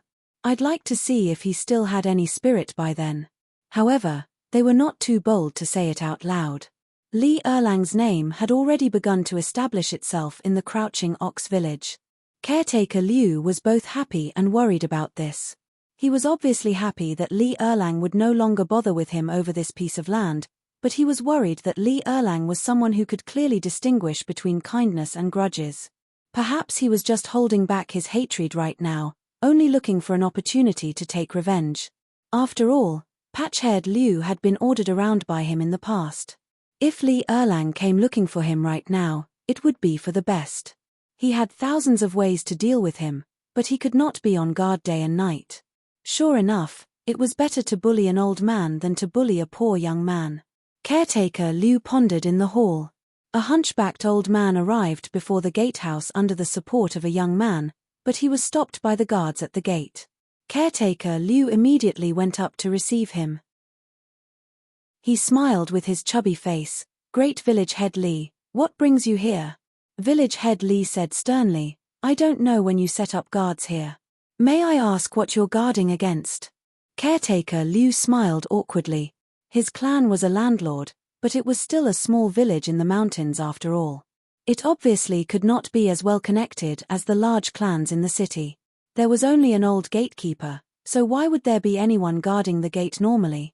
Although he had done everything he could to annex the land in the village, it was still mostly through legitimate transactions. Even if he bullied people, he would bully those who could not fight back. He did not have that many enemies. The person he had to guard against right now was obviously Li Qingshan. In his eyes, this kid was originally someone who could not fight back, but his reaction in the end had taken him by surprise. The 2 of them went into the house to talk. Village head Li did not beat around the bush, saying, Caretaker Liu, you're someone who has seen the world. Tell me, how should we deal with this Li Erlang? His eyes were bloodshot. The villagers were afraid of Li Qingshan, and he was afraid too. The older people got, the more afraid they were of death. Last night, he lay on the bed, tossing and turning, unable to sleep. Whenever there was any movement, he would immediately sit up. He was afraid that Li Qingshan would sneak in and take his old life, so he almost did not sleep the whole night. He got up early in the morning and made up his mind that if he did not get rid of this worry in his heart, he would not be able to live, so he came to Caretaker Liu. Caretaker Liu spread his hands and said, how should we deal with him?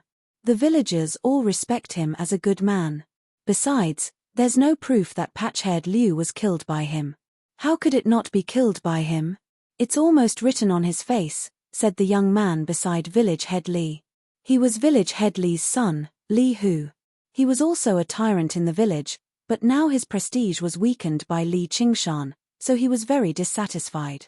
Even if it's written on his face, you won't recognize it. Caretaker Liu glared at him.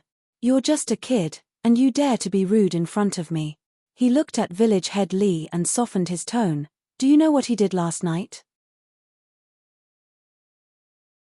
Chapter 8. Steward Liu said, "But he has to eat." Liu Hu said, "Then who doesn't have to eat?" As the saying goes, old people become shrewd. Village Chief Li's eyes lit up. "You mean? If he wants to eat, he has to work. Who in this village can afford to hire him? If he works under me, we will be at the mercy of us." Steward Liu looked at the admiring expression of Village Chief Li and his son and felt proud. Food is the most important thing for people. Food doesn't fall from the sky, but grows from the ground. Controlling the land is equivalent to controlling the lifeblood of the people. If they don't eat for 3 days, even a strong man will become a soft-footed shrimp. Steward Liu had already thought of a countermeasure. There was no need to kill him. He just needed to knock him down and see what his attitude was. If he could be used, it would not be a bad thing. Li Qingshan woke up from his dream, so he had no idea about these schemes. All he saw was a deer lying in the courtyard. He sniggered, but he did not even thank the black ox. He skinned the deer and cut off its flesh with great familiarity. This time, he had already prepared some salt to marinate the deer's flesh, just in case he would not be able to eat it. After these preparations, he went to the stream to wash his face and rinse his mouth. Then, he began a day of cultivation. For the next few days, he got up before dawn and went to sleep when it was dark. He almost didn't step out of the house and completely cut off contact with the outside world. Every day, he practiced until he was exhausted, but he didn't feel it was hard and boring. He worked hard for his dream. Every step forward, every improvement, seemed to open up a new world in front of him. After more than 10 days, Li Qingshan had just finished eating the musk deer. Village head Li couldn't stand it anymore. He hadn't had a good night's sleep these days. Every night, he had to let his 2 sons stay by his bedside to barely sleep. At his old age, how could he eat and sleep like this? Seeing that he was about to get seriously ill, he quickly came to discuss it with Steward Liu. Steward Liu also waited anxiously. Every day, he sent servants to watch outside Li Qingshan's hut. The first servant reported that Li Qingshan drank and ate meat every day and even practiced martial arts. He didn't believe it at first, but after a few servants said so, no one dared to try again. The theory that the witch was possessed by a demon surfaced in their minds again.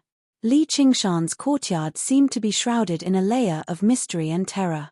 In some people's eyes, Li Qingshan's diligent practice of martial arts was to prepare for revenge. Seeing that Village Chief Li was on the verge of tears, Steward Liu furrowed his brows and made up his mind. Invite him to the banquet. If he dares to come, then he's a real man. If he doesn't, then he's just a pretentious coward. An invitation card was delivered into Li Qingshan's hands. He fiddled around with the large, red invitation card. In a small village like this, people would usually invite people for weddings and funerals. Very few people would issue an invitation like this, so he could not help but find it rather novel. He muttered to himself. This was a banquet that would never be good. If he went, he might just be walking into a trap. He had only practiced his supernatural power for about 10 days. Although he had gained a lot, it was still difficult for 2 fists to fight against 4 hands. But if he didn't go, then the prestige he had painstakingly built up would go down the drain. When other people mentioned him, Li Qingshan, they would definitely say that he didn't even dare to attend a banquet, which would tarnish his reputation. If he showed weakness now, the attacks would be endless. This move of Steward Liu's was truly a deep scheme, forcing him into a dilemma. Oxen said, "Are you going? I just ran out of food. Since someone is treating me, why not? Guan Yunchang is going alone. Do you think I'm afraid of eating this village wine?" Li Qingshan laughed, his chest full of heroic spirit. "Who is Guan Yunchang? He's a hero I've heard of." Li Qingshan stood up, gathered his strength in his arms, and used ox demon butts its horns. At the same time, he breathed out, and the faint sound of a cow's mooing came from his lungs. It was as if a large water buffalo was waving its horns, preparing to fight the enemy. Oxen nodded in satisfaction. Li Qingshan's ox demon's fist of great strength was already at the beginner level. He was improving at a godly speed. If he were to carefully avoid the slightest bit of danger, it would definitely be detrimental to his cultivation. It just so happens that I still have some grudges with someone that I haven't finished cleanly. I can't be too quick about it. This is a good opportunity. Ever since the day Li Qingshan settled his grudge with the Li couple, his ox demon's fist of great strength had indeed improved a lot. This proved that his guess was not an illusion. Summer was about to end, but the sun was still dazzling. In Steward Liu's courtyard, under the shade of a few elm trees, a table had already been set up. A group of able-bodied men sat at a few square tables. They looked at the wine and dishes on the table and swallowed their saliva. Only Steward Liu's family could afford such a banquet. However, with the craftiness of farmers, they knew that this banquet was not for free. Steward Liu had already explained many things to them. Something about smashing a cup as a signal. In any case, they didn't really understand. They only knew that if Steward Liu turned hostile, they would have to use their fists. Although they weren't too willing to become enemies with Li Qingshan, they were all workers in Steward Liu's fields. They didn't dare to offend this person who provided them with food and drink. In any case, that Li Erlang was only 15 years old. How could he fight against so many people? Therefore, all the workers who could come came, filling up a few large tables. Even if they couldn't bear to do it, they could only go easy on him. They wanted Erlang to kneel and apologize to Steward Liu so that he would suffer less. The cicadas chirped weakly above their heads. Everyone was a little impatient from waiting. They could only look at the good wine and food, but they couldn't eat it. This was quite a test for them. The sound of discussion drowned out the cicadas chirping. It's about time. He's afraid and doesn't dare to come. Let's hurry up and eat. If it were you, you wouldn't be afraid. It's right that he doesn't come. Only a fool would come. Steward Liu acted as if he didn't hear them. He only smiled slightly and thought, it's good that he knows fear. He's just a kid after all. He's here. A young worker was sweating profusely. He jogged into the courtyard. Li Erlang is here. Everyone in the courtyard seemed to be strangled at the same time. They couldn't make a sound. The chirping of the cicadas seemed to become louder in an instant. Li Qingshan stood in front of the Liu residence's gate. He was also very nervous. Everything was easier said than done. The Liu residence's green bricks and white walls in front of him was like a small dragon's pool and tiger's den. If he wasn't careful, he might lose his life inside. He wanted to retreat. He thought of the saying, for a gentleman to take revenge, 10 years is not too late. With his current speed of improvement, as long as he was given time, 1 year, no, half a year, or even 3 months, he would be able to master the demon ox fists of great strength to a certain level. Then, he wouldn't have to be afraid of anyone in this courtyard. He suddenly became spirited. He asked himself, Li Qingshan, oh, Li Qingshan. Could it be that everything you said before was just bullshit? That you only dare to bare your teeth at people weaker than you in this life? Even if you master the unparalleled divine power, you're still just a coward. Chapter 9. The door closed behind him. Li Qingshan looked around and did not seem to notice the tense atmosphere in the courtyard at all. He made his way over to caretaker Liu's table by himself. It faced the hall and was set up under the largest elm tree in the center of the courtyard. It was the main seat, and all the people who sat there were influential figures in the village. To the left and right of caretaker Liu were village head Li and the witch. They were the 3 people with the greatest authority in the village. There were also a few old people in the village. The only young people were village head Li's 2 sons, Li Qingshan and Li Bao. They were both tall and sturdy, and they stared at Li Qingshan covetously. Caretaker Liu's eyes narrowed slightly. It had only been a dozen or so days, but Li Qingshan seemed to have become a different person.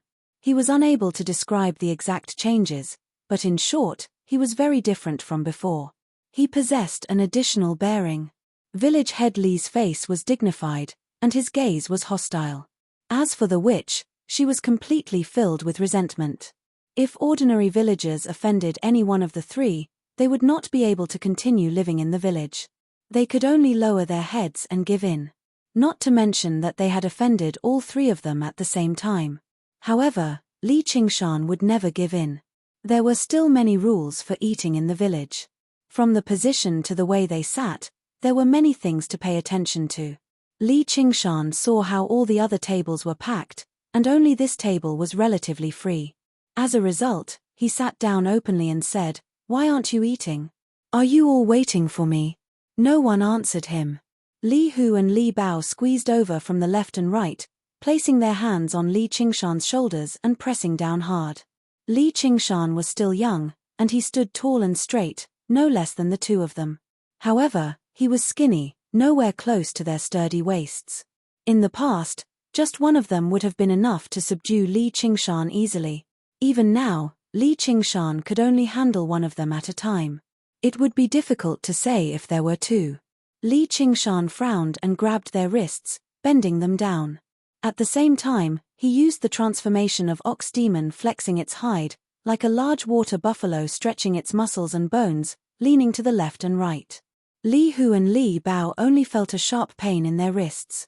After being knocked by Li Qingshan, they immediately lost their balance and fell from their chairs. The two of them flew into a rage out of humiliation. Ignoring the dust all over their bodies, they stood up. Steward Liu originally wanted to say a few polite words to test Li Qingshan's sincerity and see if he had any intention of giving in. He didn't expect Li Hu and Li Bao to be so impulsive. He couldn't care less about scolding them anymore. He was about to smash the cup in his hand and order the workers to do it. Clang! A short knife was nailed to the table. The movements of the few people were also nailed. The blade of the knife shone dimly under the mottled sunlight. Li Hu and Li Bao immediately didn't dare to step forward. They were the sons of the village chief. They were pampered and noble.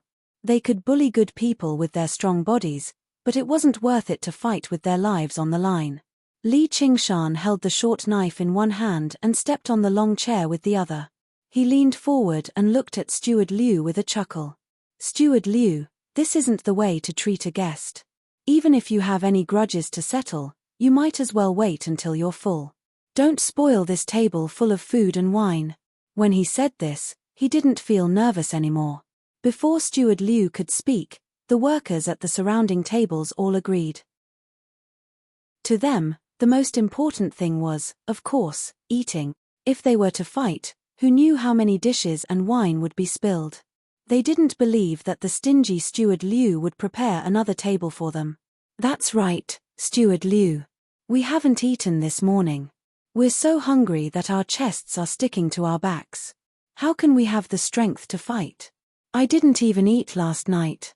If I don't eat now, I won't be able to." As he spoke, he gulped down a mouthful of saliva. The tense atmosphere suddenly became a little strange. Even Li Qingshan didn't know whether to laugh or cry. He thought to himself that he was actually afraid of this group of people. Steward Liu's face was flushed red. He had set up this banquet to intimidate Li Qingshan. Secondly, he was afraid that the workers wouldn't do their best, so he gave them a certain amount of benefits. He wholeheartedly wanted to imitate what was written in the book, to hide 500 executioners and use the smashing of cups as a signal to rush out and take down Li Qingshan. However, he forgot that his subordinates weren't death warriors or family warriors, but a group of real farmers. Li Qingshan looked at Steward Liu with a smile. "What a coincidence. I also didn't eat anything last night, so I won't stand on ceremony now." He grabbed a roasted chicken and started eating. Ever since he started practicing the ox demon's fist of great strength, his appetite had become extremely shocking. He only took 10 days to finish a 50-kilogram musk deer, and the green ox did not even have the time to catch new prey. A roasted chicken disappeared into his mouth in the blink of an eye. He took the lead, but the workers didn't care anymore. They all picked up their chopsticks and buried their heads in the food. For a moment, only the sound of eating and chewing could be heard in the courtyard. Village Chief Li was angry and afraid. His whole body trembled as he glared at Steward Liu. "Aren't you very smart? Quickly think of a way." Steward Liu didn't have any good ideas, so he glared back. If he let the workers do it, and the workers couldn't bear to part with the food in their mouths, what would happen if Li Qingshan pounced on him and stabbed him first? Your two sons usually look fierce, why are they so soft now? At this table, just Steward Liu and the group of old fellows combined wouldn't even be able to withstand a single kick from Li Qingshan. It was as if they were suddenly thrown onto an isolated island. They had no choice but to face the fierce Li Qingshan alone. All of them were trembling with fear.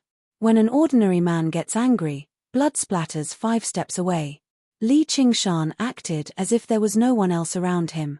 He picked up the wine pot and poured himself a drink. The village wine was bland to begin with, so drinking it like this was tasteless. He shouted, "Change to a bigger bowl," but no one answered. Li Qingshan was displeased. "Huh!" Steward Liu hurriedly ordered someone to bring a bigger bowl. Li Qingshan filled the bowl and drank it in one gulp. Satisfying. Seeing him drinking so boldly and straightforwardly, the workers also admired his courage. Unexpectedly, quite a few of them cheered him on. Li Qingshan had eaten a lot of greasy food these days. When the wine washed over him, he felt extremely refreshed. He didn't stop and drank 3 bowls in a row. When the 3rd bowl of wine went down his stomach, the courtyard was filled with loud cheers. It was as if they weren't invited by Steward Liu, but by Li Qingshan. Li Qingshan burped and cupped his hands. "Everyone, eat and drink well. Don't forget about Steward Liu's kindness. Whatever grievances you have, you can settle them after the meal. Anyway, even if you're on your way to the afterlife, you can't be a hungry ghost." Then, he glared at the people at the main table. "Why aren't you eating?" Now that he was drunk, his killing intent rose. If these people kept looking for trouble, Crouching Ox Village wouldn't be safe. He might even fall into their trap at any time. If he killed a few of them and stole some of their belongings, none of the villagers would dare to stop him. Originally, Li Qingshan had only taken the risk to attend the banquet. He was even bluffing a little. In the end, he saw through Steward Liu and the others bluffing. In an instant, he turned from guest to host. His thoughts were also very different. He couldn't help but think of Uncle Lei Feng's words, "Difficulties are like springs. If you're weak, they'll be strong." He then thought of what Taizu had said, "Imperialists are all paper tigers." Yep, the landlord class is also a paper tiger. Although Steward Liu's schemes were a little clumsy, he had read many people. As soon as he saw Li Qingshan's expression, he knew that he was ready to kill. He could no longer maintain his pretense of shrewdness, and a thin layer of sweat appeared on his forehead. The old people in the village were terrified. They didn't want to die from hunger either. They hurriedly explained to Li Qingshan that they were only doing it for show. They didn't know the inside story at all. Someone stood up, trembling, and wanted to leave. Chapter 10. The elders trembled as they sat back on their chairs. Li Qingshan buried himself in eating and drinking. He had only been eating deer meat for the past few days. He was annoyed by it and wanted to change his diet. The table full of food and wine was swept clean by him. He rubbed his bulging stomach. "The people in this courtyard are my elders. Some of them watched me grow up. But there are people who don't care about this and bully me just for a few acres of land. If you don't give me an explanation today, I will give you an explanation. Even if I lose my life, I won't regret it." As Li Qingshan spoke, he pulled out his knife. "Steward Liu, village head Li, don't you think so?" Steward Liu was determined not to suffer such a loss. He gave in and said, "Erlang, if you want to plant those acres of land, you can take it back." Li Qingshan said, "I don't want those acres of land. You bought them with money. I don't want to take advantage of you. I just want justice. You can do whatever you want in the village. Don't forget that the gods are watching. Justice exists in people's hearts." As he spoke, his voice became stern. Steward Liu was embarrassed and couldn't say anything. Village head Li reacted, "This is our fault. We listened to your brother, that's not my brother." Li Qingshan coldly interrupted. Li Da and the others were talking nonsense. They were blinded by lard. That's why they did such a stupid thing. I couldn't sleep for the past few days. I'm afraid that one day when I die, I won't be able to face your parents. Village head Li's voice was full of tears as he spoke. He was thinking about the suffering he had suffered these past few days. Li Qingshan then said to the elders, "Then tell me, should that piece of land be given to me?" "Yes, yes." At this moment, no one dared to say no. Li Qingshan got what he wanted. He raised his head and laughed, "So there is justice in this world." His laughter suddenly stopped. He lowered his head and his expression changed. Sometimes it was solemn and sometimes it was relieved. There was a hint of indescribable sorrow. He looked at the knife in his hand, "So justice is here." He frowned and murmured, "There is no God 3 feet above the head, justice is only in the blade. There is no God 3 feet above us, justice is only in the blade." His voice grew louder and louder, shaking the entire room. He was originally indignant and wanted to vent his anger, so much so that he didn't hesitate to kill. At this moment, he felt that it was pointless. He sheathed his saber and no longer paid any attention to the people in the courtyard. He turned around and walked out of the door. In the blink of an eye, he disappeared without a trace. The workers ate a free banquet and watched a good show. Satisfied, they dispersed. They were all talking about Li Qingshan, and their faces were full of admiration. Caretaker Liu wiped away the cold sweat on his forehead. He knew that if he wanted to gather people to deal with Li Qingshan again, it would be even more difficult. Even though he controlled the land, the workers were not his slaves. They would not listen to his orders. Even if they were slaves, they could still rebel. If he incited all the workers to oppose him, then it would be absolutely terrible. Fortunately, Li Erlang was a person who kept clear tabs on his debts of gratitude and grievances. Since he had said all that today, he would no longer scheme for revenge. He could sleep in peace. Although the banquet was not a success, he had achieved his objective, albeit barely. Village head Li stood up under the support of his 2 sons. Although he was still embarrassed, his expression seemed to have eased up. It seemed like he was thinking the same thing as caretaker Liu. The 2 of them looked at one another. They both felt embarrassed. Li Hu refused to accept this. "Father, why don't we get my elder brother back? With his martial arts, I refuse to believe he can't deal with Li Erlang." Li Bao also said, "Uncle Liu, isn't brother Liu in Qingyang City too?" Village head Li just happened to be furious. He said viciously, "Shut up, all of you. How did I give birth to useless things like you?" Caretaker Liu did not reply. They had all been through a lot, so they knew how to play it safe. They would never put themselves in danger for the sake of personal feelings. "You bunch of useless people. The gods have already been angered. He doesn't have long to live." The witch, who had remained silent the entire time, suddenly said mysteriously and viciously. Under the scorching sun, many people could not help but shiver. In this day and age, people revered ghosts and gods, and witches were the people who communicated with the gods. Just now, Li Qingshan had actually said, "There are no gods when you look up." Perhaps he really had angered the gods. Some people even recalled that there had once been a family in the village with a sick child. They asked the witch to treat them, but the witch also said that the child was possessed by a ghost. She burned him with fire and drowned him with water before covering him with blankets in the end. She said she wanted to force the ghost out, but she smothered the child to death instead. The witch only said that this was a request from the king of hell, and no one could save him. However, the adults of the child refused to listen to her. The child's mother even cursed outside the witch's door every single day, which greatly damaged the witch's prestige in the village. However, a few days later, the child's mother suddenly died of illness. She died mysteriously. The witch only said that the child was missing his mother in the underworld. From then on, no one dared to disrespect her anymore. However, Li Qingshan had kicked her in front of everyone and cursed at her a few times. He had already offended her quite badly. "Caretaker Liu, this child is a disaster in your life. Now that the gods have resolved this problem for you," Caretaker Liu hurriedly ordered people to wrap some incense, candles, wine, and meat for the witch. The witch then looked at Village Chief Li. Village Chief Li also gritted his teeth and took out a small piece of silver to send the witch away. A worker carried these things and followed behind the witch. He didn't dare to speak too much until they arrived in front of a brick house.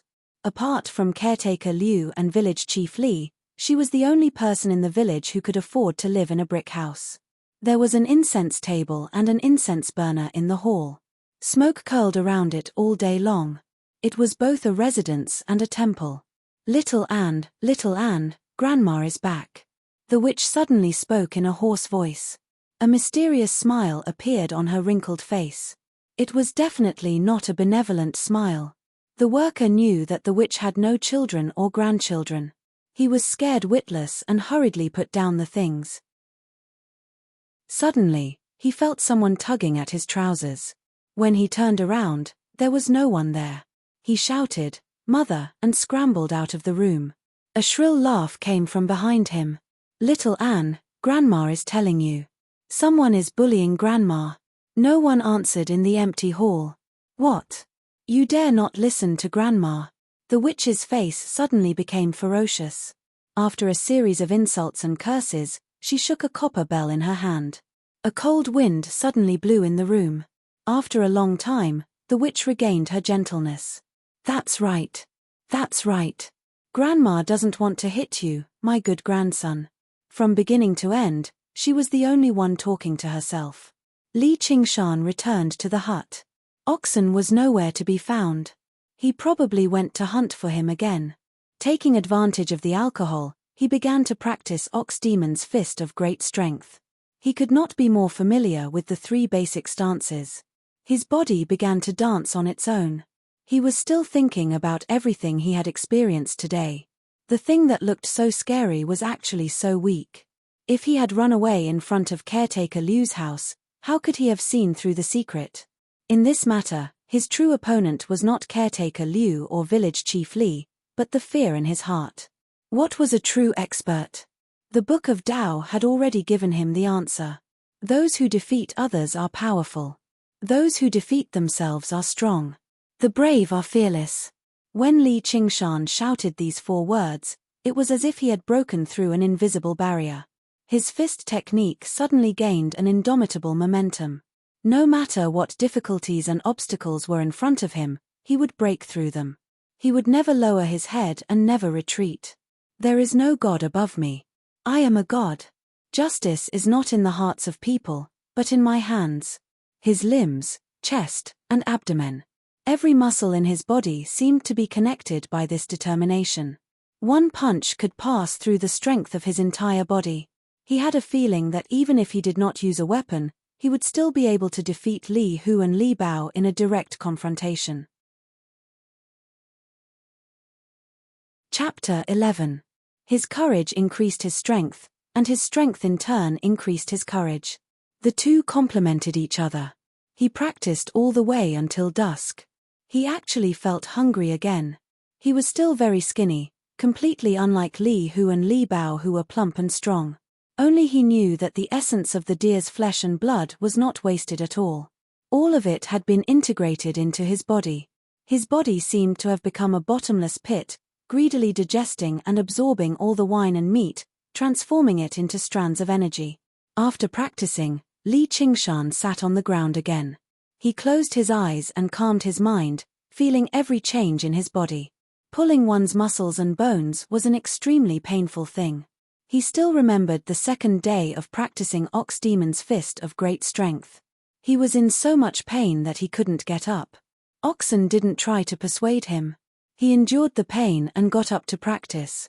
After persisting for more than 10 days, he finally got a little better. No, it should be said that his endurance had become stronger. Logically speaking, after enduring the first few days, his body should have slowly adapted. However, the pain in his body didn't lessen at all. It was as if he had just started practicing every day. Every change in his body was vividly reflected in his mind. It was a pity that he didn't feel the so-called qi. According to Oxen, no matter what kind of magical art it was, as long as one could feel the flow of qi and cultivate a strand of true qi, then one could be considered to have crossed the threshold. However, his time of cultivation was still too short. At this moment, he suddenly felt a strand of coldness at the back of his neck, like a gust of cold wind. However, there was no wind at all, and it was even more impossible for there to be a cold wind. Could this be the so-called qi? Li Qingshan was overjoyed. He focused all his attention on the coldness, but he gradually realized that the coldness was slowly invading his skin. It was getting deeper and deeper into his bones and even into his soul. It was extremely cold and made him very uncomfortable. Li Qingshan shook his head and stood up to practice. The cold qi dissipated a little, but as soon as he sat down, it clung to him again. He didn't know what went wrong, so he went to the stream next to the hut to wash his body. The moonlight was bright that night. He looked into the stream and saw a pale-faced child clinging to him expressionlessly. Even though he was quite courageous, he broke out in a cold sweat. This scene immediately reminded him of a movie called The Grudge in his previous life. If Li Qingshan was an ordinary person, he would have been scared out of his wits. However, Li Qingshan had been with the ox demon for a long time. He looked at the child through the stream and saw that the child was no more than 7 or 8 years old and had a dull expression. Li Qingshan asked, "What are you? Why are you lying on me?" However, the child only moved his head. At this time, the water surface rippled, and the reflection of the child disappeared. However, the cold and gloomy aura clearly remained. Li Qingshan tried hard to calm his mind. "I've run into a ghost. I don't know why this little ghost is clinging to me. I can only wait for Brother Ox to come back and discuss it with him. Fortunately, it won't take my life for a while." However, he didn't have much confidence. He only felt fear. The yin qi invaded him faster and faster. He hurriedly practiced Ox Demon's fist of great strength again. Only then would the cold qi disappear. However, he wasn't a robot that didn't know fatigue. He had to sit down and rest. It was especially hard to bear. Until the middle of the night, when the yin qi was the strongest. The cold qi had already invaded half of Li Qingshan's body. He didn't feel any obvious pain, but his limbs gradually became numb and his 5 senses became blurry. An extreme sense of danger stimulated him to use all his brain power. He heard that people had a yang qi in their bodies that could restrain yin ghosts. He thought that when he practiced the fist, his blood vessels would expand. That was why the little ghost didn't dare to come close. Therefore, when he was meditating, he tried to simulate the feeling of practicing the fist. Closing his eyes, he mobilized his mind and contracted his muscles. It was indeed useful.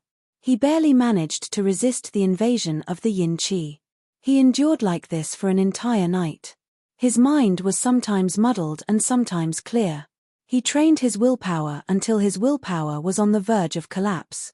When the rooster crowed, the sky turned white. Li Qingshan suddenly opened his eyes. The sunlight shone on his face through the treetops. It was a little dazzling. The cold qi on his body disappeared. Oxen was looking at him not far away. He looked very interested. Li Qingshan said, "Brother Ox, where did you go? Do you know what I ran into last night? I came back a long time ago. Wasn't it just a little ghost lying on top of you? You just stood there and watched. What else could I do?"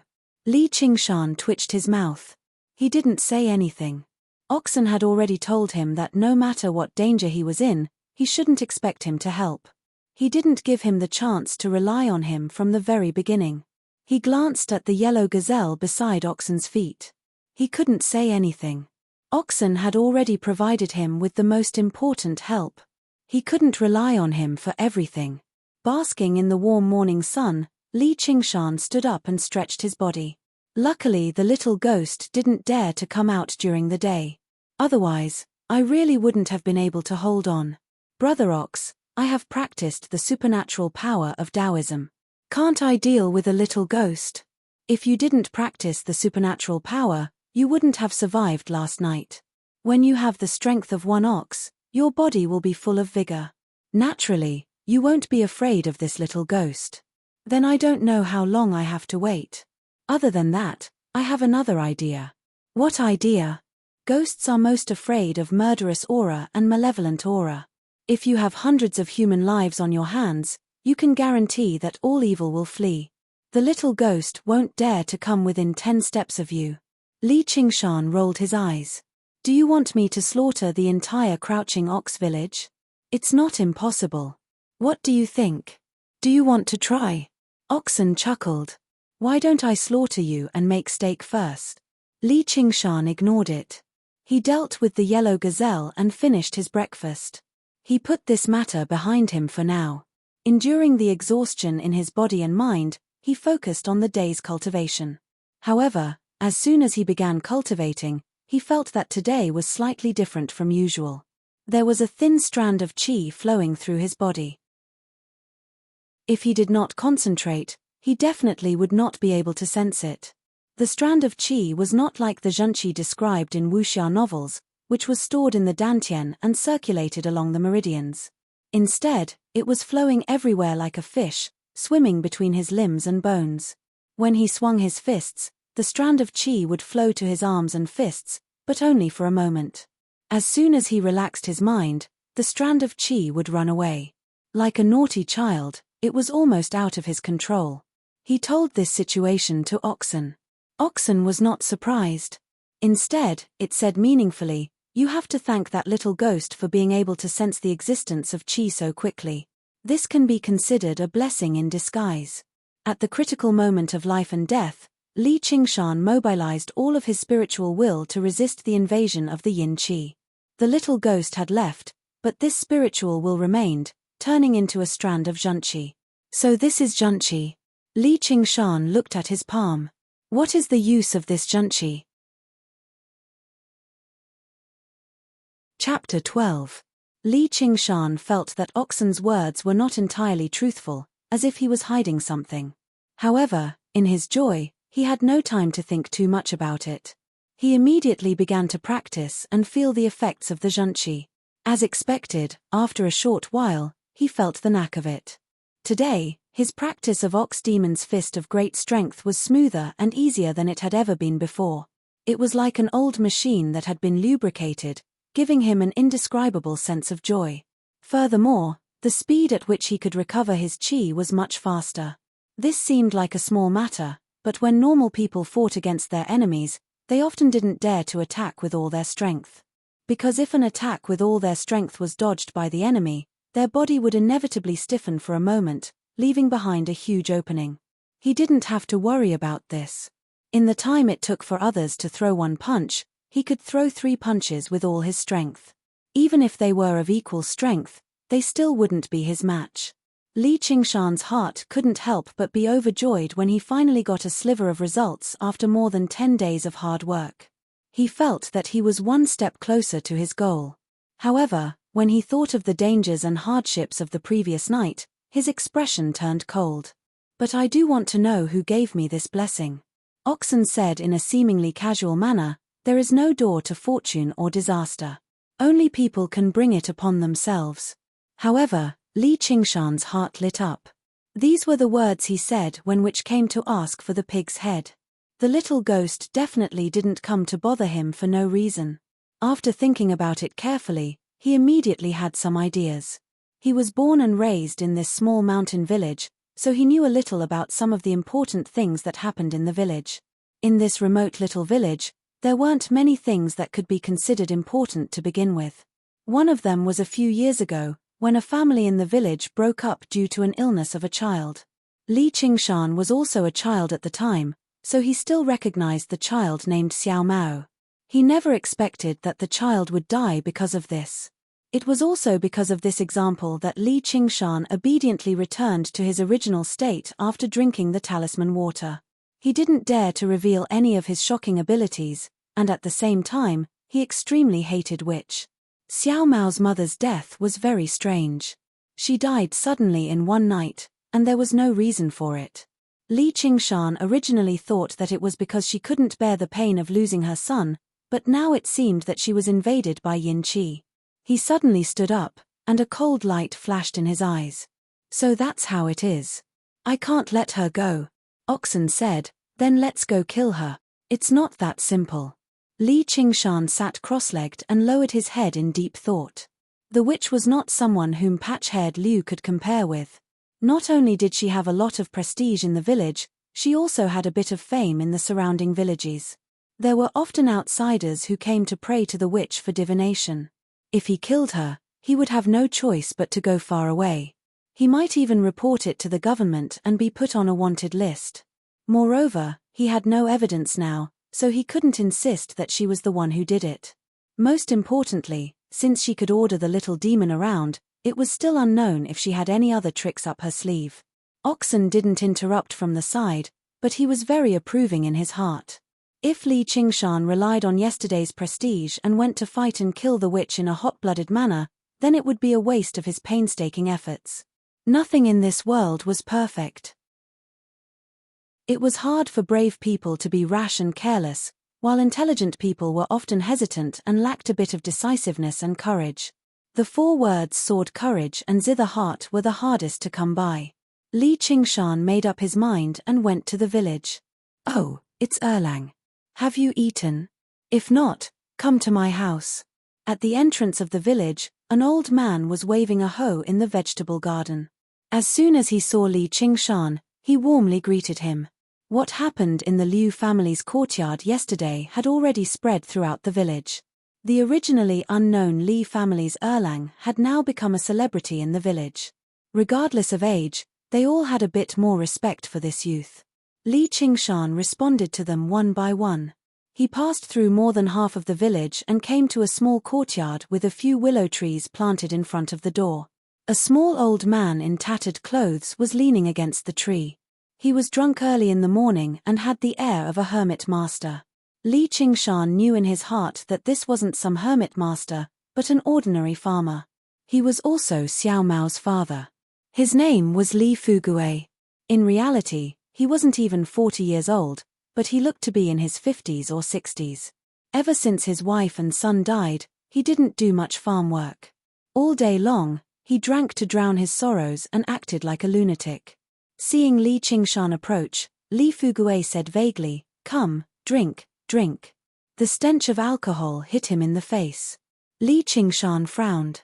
He grabbed Li Fugui and dragged him into the empty room. Without saying anything, he scooped up a ladle of water and poured it into his mouth first, choking Li Fugui to the point of coughing.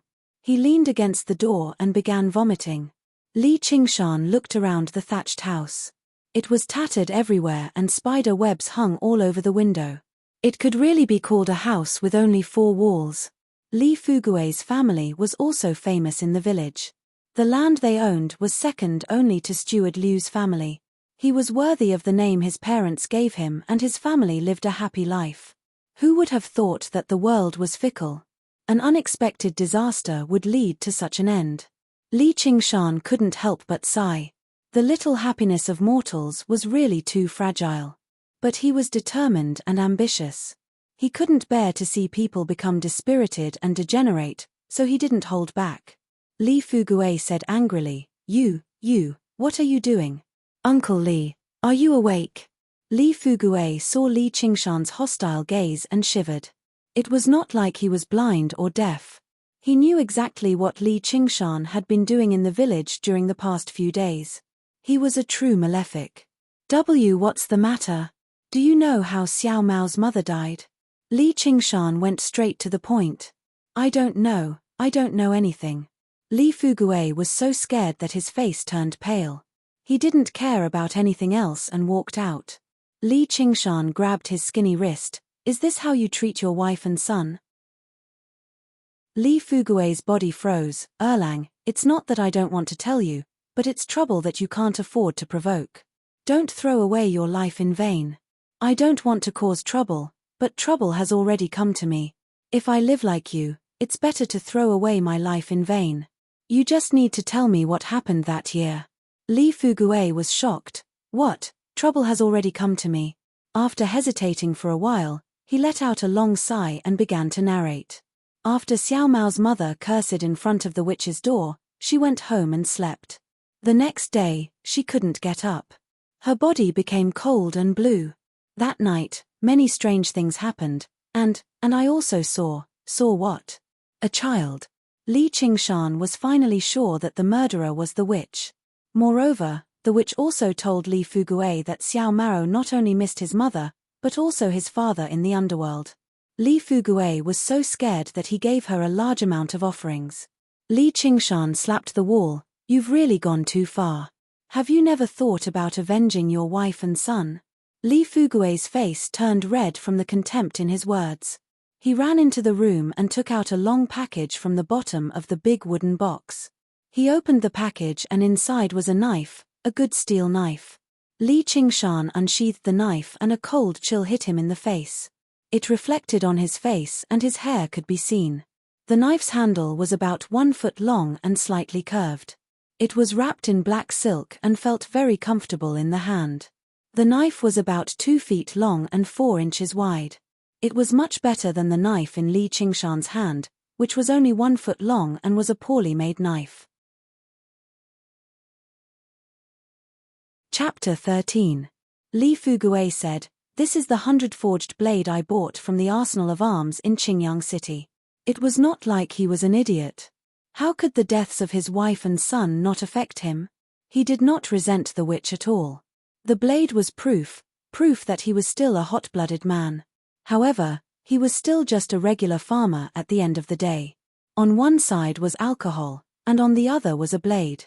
However, he never made up his mind to pick up the blade. Instead, he sank into drunkenness day by day. In the end, he discovered that he did not even have the strength to hold the blade anymore. However, he had always kept the blade. He did not exchange it for a good meal of alcohol. Li Fugui thought about the past and sobbed. "I'm afraid to sell this blade, nor can I sell it. If I sell it, I'll have nothing left." Li Qingshan's mind was in turmoil, but his expression did not change. He silently sheathed the blade. "If you trust me, then this blade is mine. I'll definitely give you an explanation." Li Fugui turned around and waved his hand. Li Qingshan made his way out of the door. He sped along the way, tempted to go up to the witch and cut her down. He returned to the thatched hut and practiced his fist techniques for a while before calming down. What kind of ability is it to control ghosts? How does it compare to my strength of 9 oxen and 2 tigers? The powerful ones can make a myriad of ghosts bow down to them, becoming the ghost emperor of an entire region and making friends with gods and demons. The weak ones can only bully regular people. Not only is there no benefit to practicing it, but it'll even bring harm instead.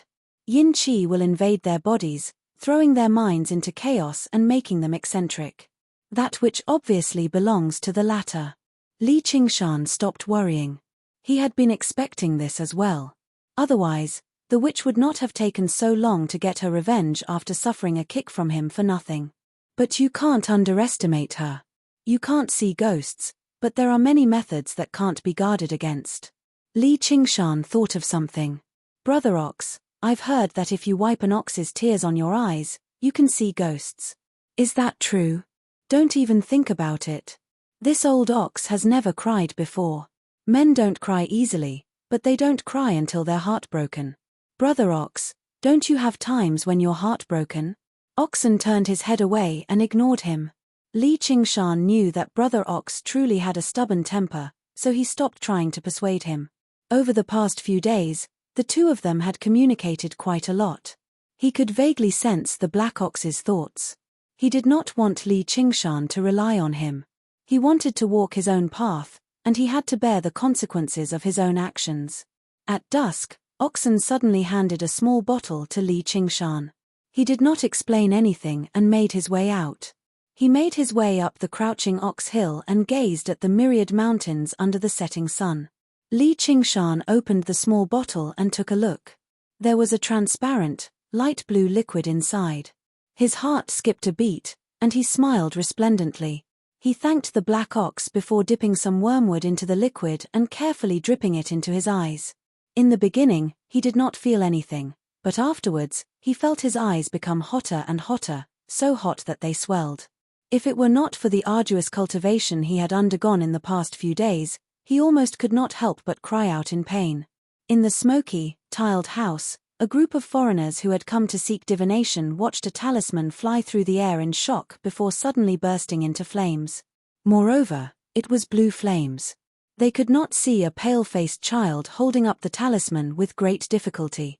They only lowered their heads and handed all the money to the witch in fear and trepidation before backing away. The witch stowed the money away carefully. Suddenly, her face twisted. "What's going on?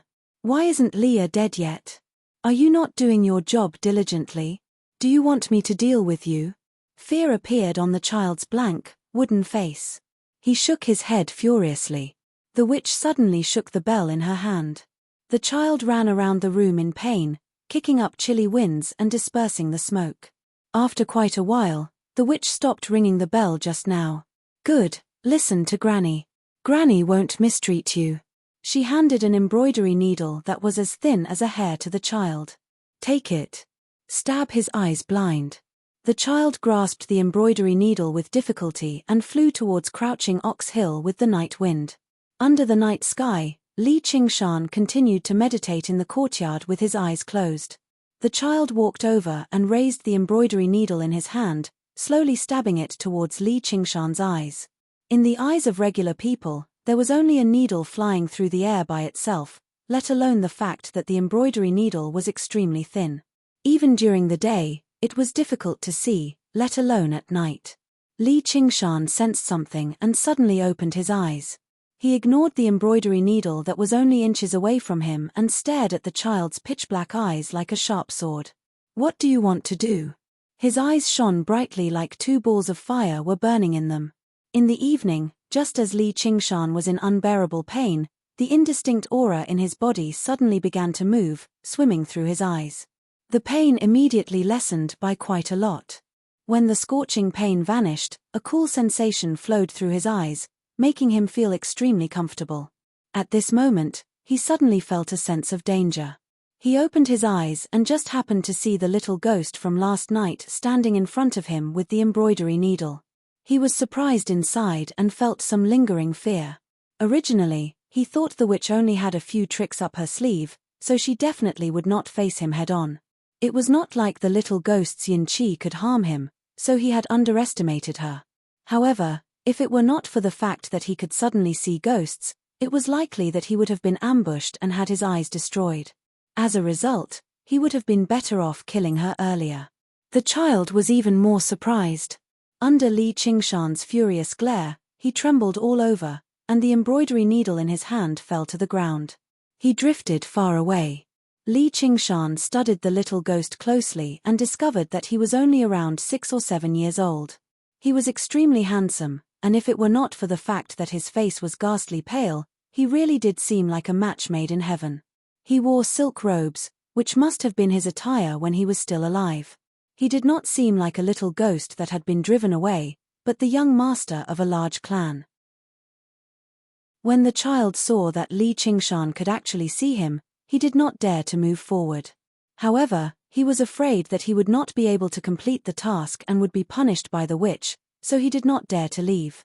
Li Qingshan no longer had any fear in his heart. Things that could not be seen were the scariest. Now that he could see it clearly, he discovered that the little ghost was even more afraid than he was. He opened his mouth and asked, "What is your name? Where are you from?" But no matter how he asked, the child did not answer. Li Qingshan's heart moved. "You can't speak?" The child hesitated for a moment, then nodded. Li Qingshan thought that the child was only being used by the witch, and that it had unfortunately died at such a young age. Perhaps it was also killed by the witch, so he felt a little pity for the child and his attitude became gentler. "You were so close to me yesterday, why are you hiding now? Come closer, I have something to ask you." The child saw that his expression had become less frightening, and like a timid little beast, he walked a few steps closer. Li Qingshan said, "Since you don't want to speak, then just nod or shake your head to answer. Do you understand what I'm saying?" The child nodded. Chapter 14. Li Qingshan asked many questions, and the child answered all of them as if he didn't know how to lie. He nodded or shook his head, but he could only answer simple questions. If it was a complicated question, he would be stunned. When he was asked his name and where he came from, he would shake his head vigorously. When he was asked what other tricks the witch had up her sleeve, he would just stand there in a daze. Even so, Li Qingshan had figured out many things. The child was indeed killed by the witch and turned into a little ghost for her to control. He was originally able to speak, but after being fed a bowl of medicine by the witch, he couldn't speak anymore. Li Qingshan guessed that the witch kidnapped this child and poisoned him to make him mute in fear that he would speak nonsense on the road. And whenever he mentioned the witch, the child's face would be filled with fear. Li Qingshan said softly, "Don't worry, I won't hurt you. I'll kill that old witch and set you free." Unknowingly, the child walked closer to Li Qingshan and raised his head. His little face had a more intimate expression. Li Qingshan revealed a comforting smile and wanted to pat his head, but his hand passed through his body and he froze. The child's expression immediately dimmed. He lowered his head and cried silently. Li Qingshan suddenly felt sorrow. He looked up to the sky and let out a long howl. Why were there so many injustices in the world? Wasn't it more cruel than any demon or ghost? The child was startled and looked at Li Qingshan in surprise. Under the moonlight, the determined young man's eyes were actually a little watery. Li Qingshan said in a self-deprecating manner, "Men really don't cry easily. It's just that I haven't been hurt yet. I've made a fool of myself." The child stood on his tiptoes and reached out to touch Li Qingshan's face. He took a tear and carefully held it in his palm, looking a little heavy. "Don't hold it." Li Qingshan's face turned red. He suddenly understood Oxen's dilemma. How could a man's tears be given to others so casually? He also remembered Oxen's words. Weak ghosts had no substance. Only when they cultivated to a certain level could they gradually turn nothingness into reality and pick up solid things. This child was so weak that he could only pick up extremely light things. The child just lowered his head and looked at the transparent liquid in his palm. Li Qingshan was helpless. He looked around and felt a little strange. Why did the sky turn dark so late today? Although the scenery around the hut was a little dim, it was still clearly visible. But when he looked up at the moon, he suddenly understood that it was not that the sky had darkened, but that his eyes had brightened. Not only could he see things in the night, but it was as if a layer of dust had been wiped off the window. Everything felt incomparably clear. Li Qingshan muttered to himself, "Brother Niu is indeed a monster. His tears actually have such a magical effect. It's getting late. I'm going to bed. Because of you, I didn't have a good rest yesterday. I still have things to do tomorrow. I have to rest up." Li Qingshan went back to his room to sleep. The child was squatting in front of the door. Under the moonlight, his figure looked translucent, just like the teardrop in his hand. Li Qingshan slept very soundly and only woke up when the sky was bright. He felt very comfortable. The child had already left. He probably didn't dare to move around during the day. He washed up and casually practiced Ox Demon's fist of great strength. Then, he picked up the thick steel knife he got from Li Fugui. After thinking for a while, he picked up a few pieces of mutton and went out. 3 ruffians were sitting opposite each other with distressed expressions. After Patch-haired Liu's death, their small group lost their backbone. Their days in the village became even more difficult. They were like rats crossing the street, and everyone wanted to beat them up. They wanted to learn Patch-haired Liu's rudeness or Li Qingshan's fierceness, but how could they learn? Suddenly, even eating became a problem, let alone eating meat and wine. They could only work as helpers in Steward Liu's house and barely make a living. How could they compare to the carefree life they had before? At this time, Li Qingshan suddenly came. The 3 ruffians hurriedly went to greet him. They saw that his expression was grave and stern. He held a knife in one hand and meat in the other. He naturally exuded a powerful aura. No one dared to look down on him because of his age. The 3 ruffians also softened their voices and praised Li Qingshan's actions the day before. Li Qingshan ignored their flattery and put down the meat in his hand. "There's one more thing I need to trouble you guys with. This meat is your reward, along with a piece from last time." "How could we do that?" "Erlang, just say the word and we'll go through a mountain of blades and a sea of fire." The 3 ruffians said this as they hurriedly caught the mutton. Just like last time, Li Qingshan said, "Follow me." He turned around and left. Only this time, he wasn't bluffing anymore. It was an unquestionable order. The 3 ruffians didn't dare to hesitate and blindly followed behind him. Li Qingshan first borrowed a hoe and shovel from a nearby farmer's house before going to Li Fugui's house. At this time, it was almost noon. The villagers had finished their morning farm work and it was time to pack up and go home for lunch. They saw Li Erlang, who was really famous in the village, bringing 3 ruffians to borrow tools. They didn't know what they were going to do, so they curiously followed behind. This shocked almost all the villagers. When they saw him coming to Li Fugue's house, they thought, is he going to teach that drunkard a lesson this time? How did that drunkard offend him? But in their hearts, they all felt a little ashamed. Relying on their numbers to bully a pitiful and impoverished person, and shouting at the village head and steward in the Liu residence were completely different actions. One was not afraid of violence, and the other was bullying the weak. But the 3 ruffians were very happy. I knew this old drunkard was not a good person. They even patted their chest and volunteered. I'll drag him out now. They hadn't been so proud for a long time. This time, they were going to use Li Fugue to show their power and beat him up in front of everyone. Li Qingshan glared at them and shouted, "Are you coming?" Just when everyone was feeling strange, Li Fugue ran out of the house, gritted his teeth and said, "Coming." He looked surprisingly sober, which made the villagers feel strange.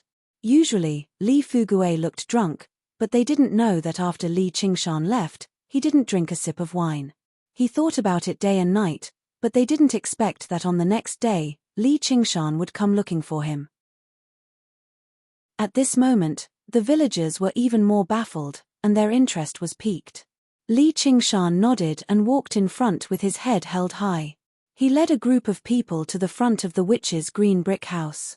They saw that the door was closed, and obviously, she was alarmed.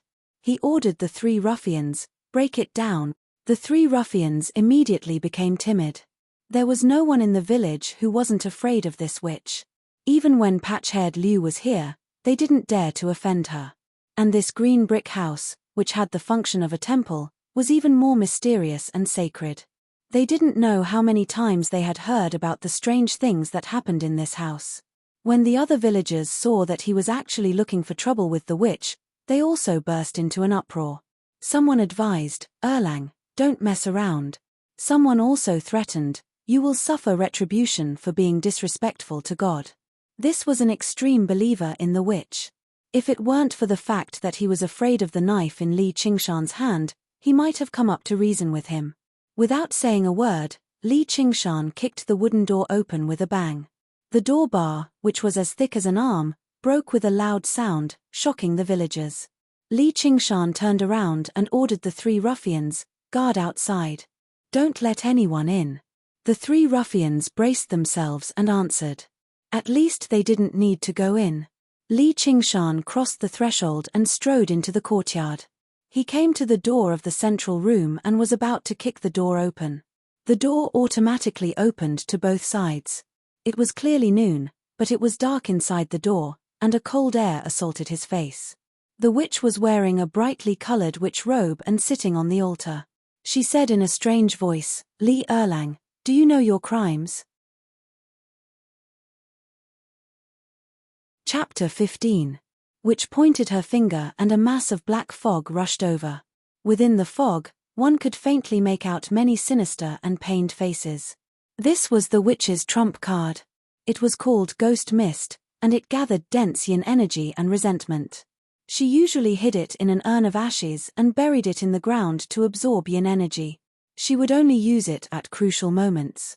Moreover, this ghost fog had no intelligence, only resentment. It was extremely difficult to control and could backfire at any moment. Today, seeing Li Qingshan's ferocious attack, she had hurriedly activated it. However, the power of this ghost fog was also extraordinary. Ordinary beings would immediately fall unconscious after being enveloped by this ghost fog.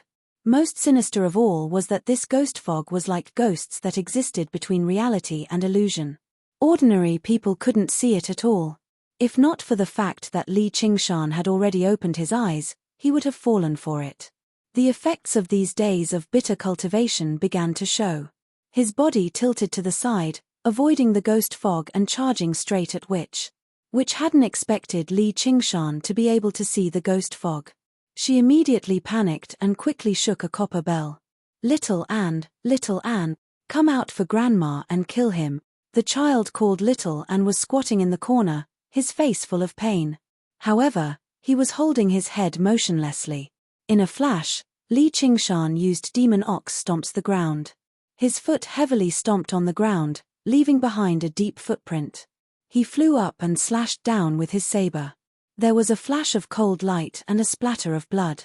Witch's hand that was as thin as a chicken's claw was chopped off along with her wrist by Li Qingshan. Li Qingshan didn't have time to examine the results of his saber strike before he felt Yin Qi attack him from behind. The ghost fog smelled the scent of a living person and was like a beast that had smelled blood. Driven by resentment, it pounced forward. Li Qingshan didn't dare to stop and rushed forward. However, he felt that the ghost fog didn't chase after him. Instead, he heard a mournful scream behind him. Turning around, he saw that the ghost fog had enveloped Witch and the ghost faces were biting and gnawing at her body. Even Li Qingshan hadn't expected this turn of events. It turned out that Witch had lost control of the ghost fog under the intense pain and immediately suffered a backlash. Every injustice had its perpetrator, and every debt had its debtor. In the end, the Witch, the instigator of all this, reaped what she sowed. Her entire body twisted as her flesh withered at a visible rate. Li Qingshan was delighted as he watched on. He laughed aloud.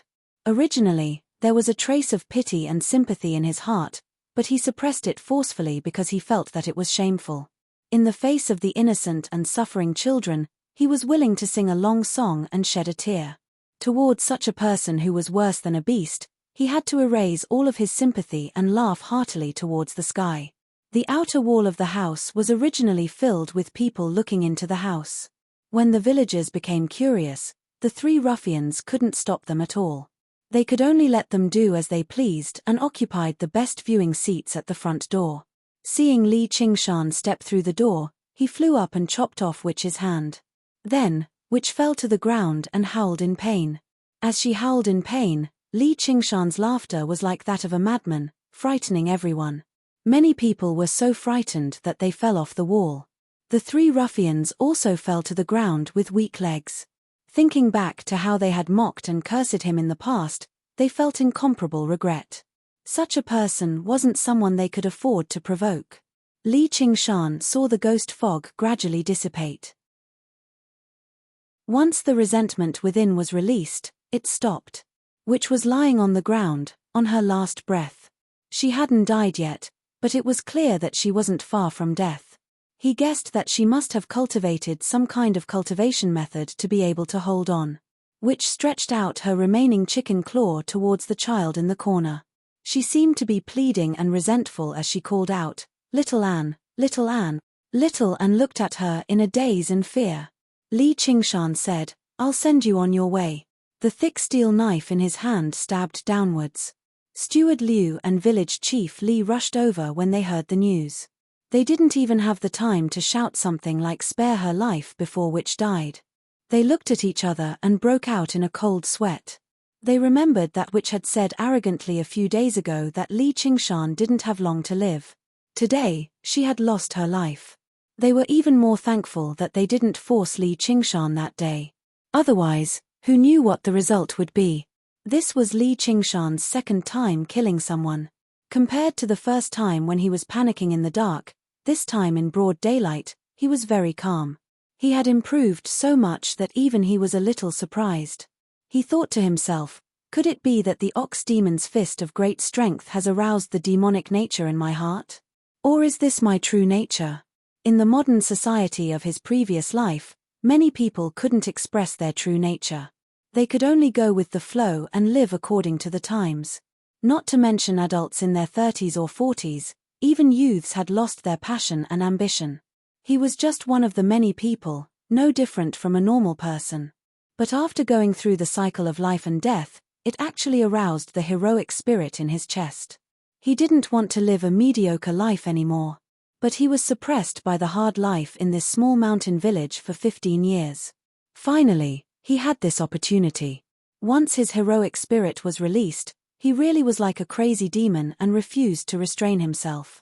Li Qingshan stopped smiling and turned his head to say, "Don't panic, you two. This old woman asked for it. She deserves it.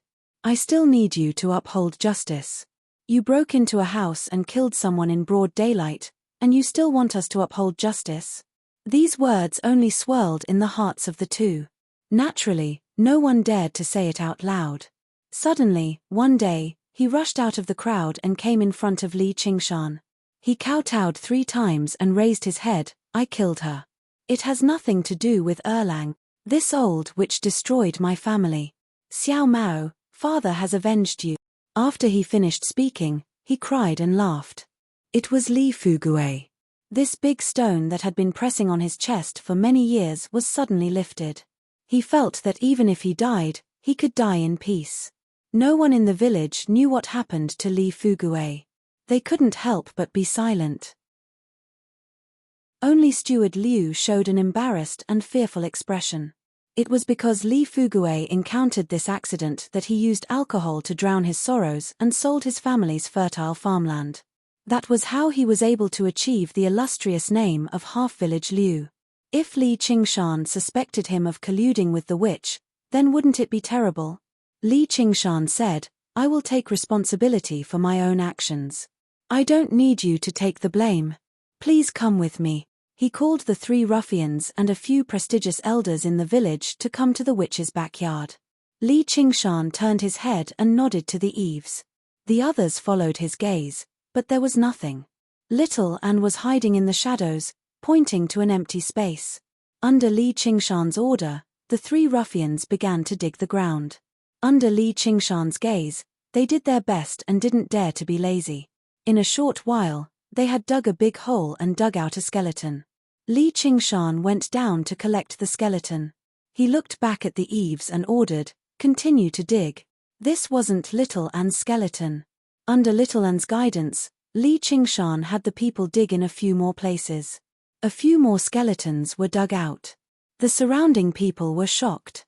How could there be so many skeletons buried in the witch's backyard? And every one of them seemed to be the skeleton of a child. Li Qingshan was also shocked. His expression became more and more serious. He knew that these were the victims of the witch's witchcraft. The ghost fog full of resentment he saw must have come from this place. He only hated that the old hag had died so quickly. At this time, there was a ding sound as if they had touched something. They carefully opened it and found a tightly sealed porcelain jar. Without waiting for Li Qingshan to stop them, the 3 ruffians rushed to open the jar. A small cloud of black gas rushed out. As if afraid of sunlight, it went straight into the mouth and nose of one of the ruffians. Chapter 16. The other 2 ruffians were so scared that their faces turned deathly pale. They were unable to move, but the contents of the porcelain jar blinded their eyes. The porcelain jar was filled with sparkling silver. They had never seen so much money in their entire lives. Even Steward Liu and the few old men who were on the verge of death revealed expressions of eagerness. Li Qingshan pushed them away.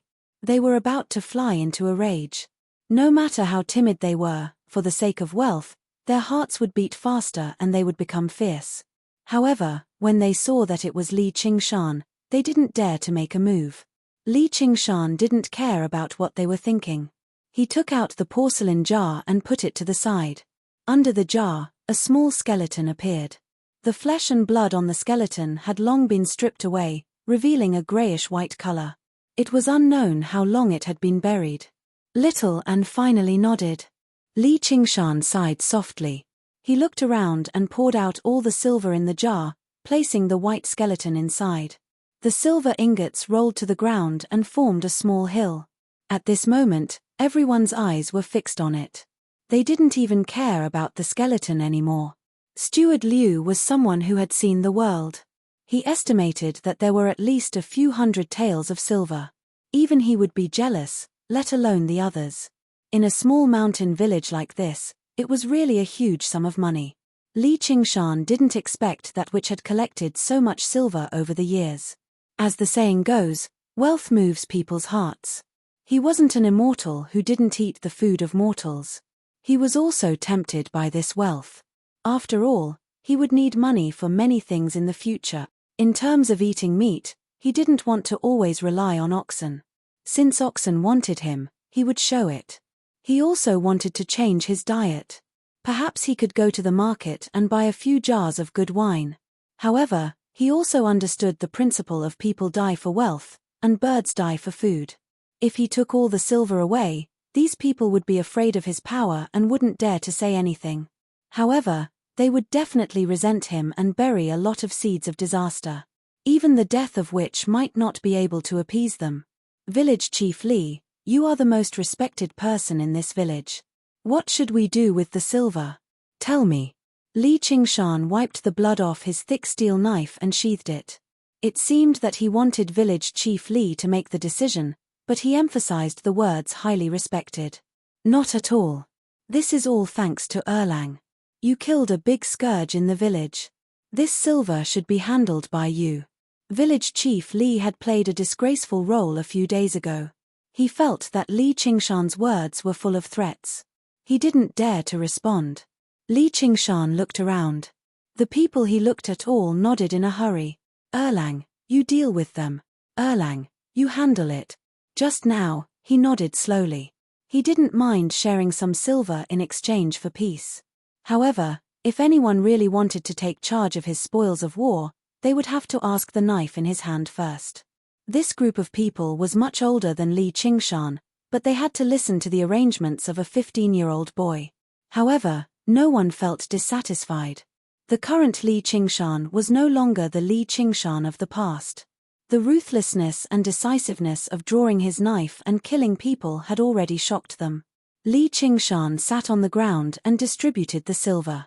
He pressed one hand on the porcelain jar with the white bones and the other on the knife. A group of adults and old people lowered their heads and listened to him. However, the first person to get the silver surprised everyone. Uncle Fugue, the witch destroyed your family. You should have some compensation. Take this silver. In the future, don't drink and drown people. Only then can you comfort the dead. Li Qingshan used the scabbard to poke at the edge of the small mountain of silver and took out some silver. This. How can this be good? Li Fugue didn't expect Li Qingshan to say this. He was at a loss. Take it. Li Qingshan was thanking and praising him for coming forward bravely just now and taking on the responsibility of killing people. Li Fugue gratefully accepted the silver. Li Qingshan called out to the two ruffians. These are for you. He glanced at the dead ruffian on the ground. And him. Go back and give him a proper burial. In the future, make a good living. Don't do dirty things like stealing chickens and dogs. Otherwise, I'm afraid there will be a disaster like this. The two scoundrels were both surprised and overjoyed. They stowed the silver away. When Li Qingshan mentioned their companion, they had both paled slightly, but they did not seem sad at all. Only the heavens knew whether they would specially spend money to bury their companion. Finally, Li Qingshan cupped his fists to Steward Liu, Village Chief Li, and a group of old people in the village. A few days ago, I offended you. This silver is my apology. I hope you can forgive me for not being sensible.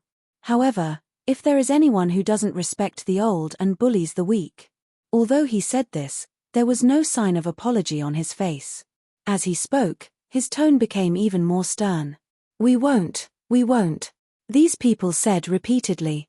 Li Qingshan nodded and took out a pile of silver for them to distribute. What about the other people in the village? Village Chief Li got his share of the silver and looked at the pile of silver that was left. Since Li Fugue, the victim, could get a share of the compensation, then there were many more victims in the village. It could be said that every family had given an offering to the witch. Li Qingshan glanced at him. Does anyone have any objections? Although he sympathized with the villagers who had been deceived, he didn't plan to pay for their stupidity.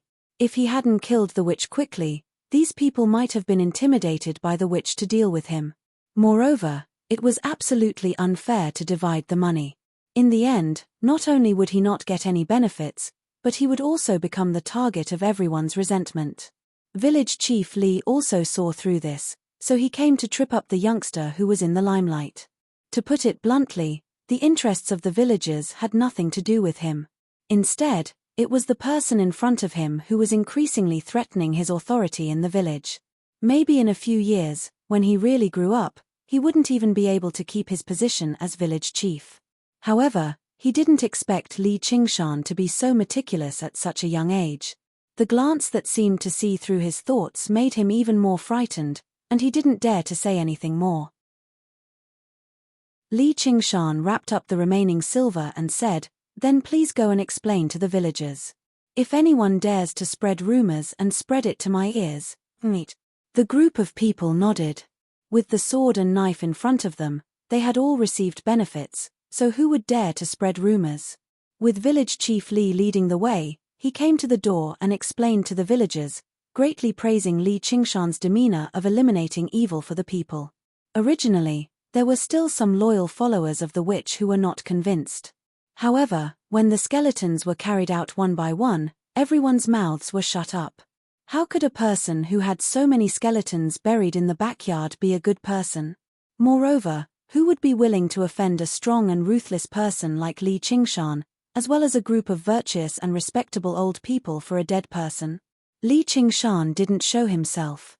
Instead, he picked up the copper bell in the witch's hand and could faintly feel its spirituality that was different from ordinary utensils. He asked little Anne, "Is this what she used to control you?" Little Anne nodded and looked at the copper bell nervously. Chapter 17. Little Anne's expression was both happy and confused. Li Qingshan searched through the witch's room again. Little Anne followed behind him like a shadow. Suddenly, he extended his little hand and tugged at his trousers, pointing at a place. Li Qingshan found a secret compartment in the wall. There was a stack of paper inside, all of which were silver notes. He had vaguely heard that this world also had banks, but this was the first time he had seen actual silver notes. Presumably, the witch had buried the silver when she was in her prime. Later on, she grew old and frail, unable to dig anymore. That was why she had exchanged all her loot for light silver notes, storing them in this secret compartment. There were roughly a few hundred taels of silver. She was so rich, yet she had fallen out with him over a pig's head, resulting in her death in the end. And at the very bottom of the secret compartment, Li Qingshan finally found what he was looking for. It was a page of book paper, covered in tiny characters. At a glance, it was a technique for refining souls and controlling ghosts. The edges of the paper were uneven, as if it had been torn out of a book. Li Qingshan practiced the ox demon's fist of great strength and had gained a rudimentary understanding of the path of cultivation, so he was curious about other techniques as well. He never thought the witch's strange technique would only come from a single page of the book. If she had possessed the entire book, he probably would have died here today. However, if the witch had an entire book, she probably would not have holed up in Crouching Ox Village for half her life. The witch was not originally from Crouching Ox Village. She had suddenly settled here several decades ago, and no one knew her origins. Even Li Qingshan had no idea where she had obtained this page of book paper. However, there was a silver note under this page of book paper. It was actually a huge sum of 1,000 taels of silver. This silver note was extremely yellowed, and it was obvious that it had been around for a long time. It was definitely not something she had earned after coming to Crouching Ox Village. The witch's origins became even more mysterious. Li Qingshan asked little Anne, "Do you recognize this?" He felt that perhaps it had something to do with little Anne's origins. Little Anne was speechless, neither nodding nor shaking his head. Li Qingshan knew that this was beyond what he could answer. He obviously accepted everything in the secret compartment without hesitation. Just as he was about to walk out the door, he felt little Anne tugging at his trousers. Li Qingshan looked back and saw him staring at him in confusion, like a lost child. He was indescribably pitiful. His heart softened, and he crouched down. He asked gently, "Don't you have anywhere to go?" Little Anne nodded. Li Qingshan said, "Then accompany me for now." He opened the jar, knowing that Little Anne did not dare to walk under the sun. Little Anne smiled shyly and flew into the jar. Li Qingshan returned to the thatched hut with the jar and buried it behind the thatched hut, creating a small grave. The green ox returned and asked, "Did you succeed?" "She's just an old witch. How hard can it be to deal with?" Then, He showed him the spoils of this trip and showed the page of the book to the green ox. He asked, "Is this also a divine ability? Can I practice it? This remnant piece of paper is naturally nothing, but this piece of paper came from a supernatural power called the Dark Yin Ghost Control Art. I don't know how it fell into her hands, but cultivating this kind of incomplete thing probably won't bring her any benefits. Haven't you heard of biting off more than you can chew? You should practice the strength of 9 oxen and 2 tigers first." Oxen glanced at him and revealed the origin of the page. Then, which is stronger, the strength of 9 oxen and 2 tigers or this Dark Yin Ghost Control technique? If it's the original strength of 9 oxen and 2 tigers, then it's hard to say. Although the Dark Yin Ghost Control technique does not focus on self-cultivation, it can gather a large group of ghosts and bully the weak. It's a supernatural power that is good at fighting. If you can't defeat the user in one move, it's easy to get drowned in the sea of ghosts. Then what about the strength of ox and tiger that I practice? Of course it's better. Li Qingshan calmed his mind and no longer hesitated. He put the page away. The other spoils of war were the money. Originally, Li Qingshan thought the black ox would not care about these mundane objects, but he never expected the black ox to say solemnly as soon as he heard that, "All right. Compared to that piece of paper, this is what matters. Disdain for a supernatural power, but attach great importance to money." Even though Li Qingshan had experienced Oxen's education about eating meat and drinking wine, he couldn't help but be surprised. This brother ox was really worldly. Oxen saw through his thoughts. Haven't you heard of the words wealth, companionship, law, and land? These are all necessary conditions for cultivation. Wealth is still the first. Li Qingshan nodded. No matter what I do, I need a financial foundation. If Oxen didn't provide him with food, he wouldn't be able to practice even if he had the secret manual. But I don't think I need to spend too much money. 1,000 taels of silver was a huge sum. If he only used it to buy food and wine, it would be enough to support him for a long time. Oxen said, "You keep asking me how long it will take me to master the ox demon's fist of great strength." "Yes, but you won't tell me." "I can tell you now. With your current cultivation speed, if there are no accidents, it will probably take you 10 years to master the first layer of the ox demon's fist of great strength and achieve the strength of a bull." 10 years. Li Qingshan's mouth opened wide in shock. And this is the shortest calculation. If you meet a bottleneck, it'll be even harder to say. The stronger the supernatural power, the harder it is to practice. Do you really think Daoist supernatural power is a country bumpkin? Do you think you can master it easily and become invincible? Wake up. As if a bucket of cold water had been poured on Li Qingshan's head, the joy he felt from killing which was swept away. Then, if I want to completely master the strength of 9 oxen and 2 tigers, I'll need at least 110 years. He couldn't imagine what he would be like after 110 years. Wrong. The higher the level, the harder it is to practice. It's not surprising if you can't master it in 300 to 500 years. But you don't have to worry too much. Every time you master a layer, your body will strengthen and your lifespan will naturally increase. Then what should I do? Li Qingshan believed that he had extraordinary willpower and persevered in practicing every day.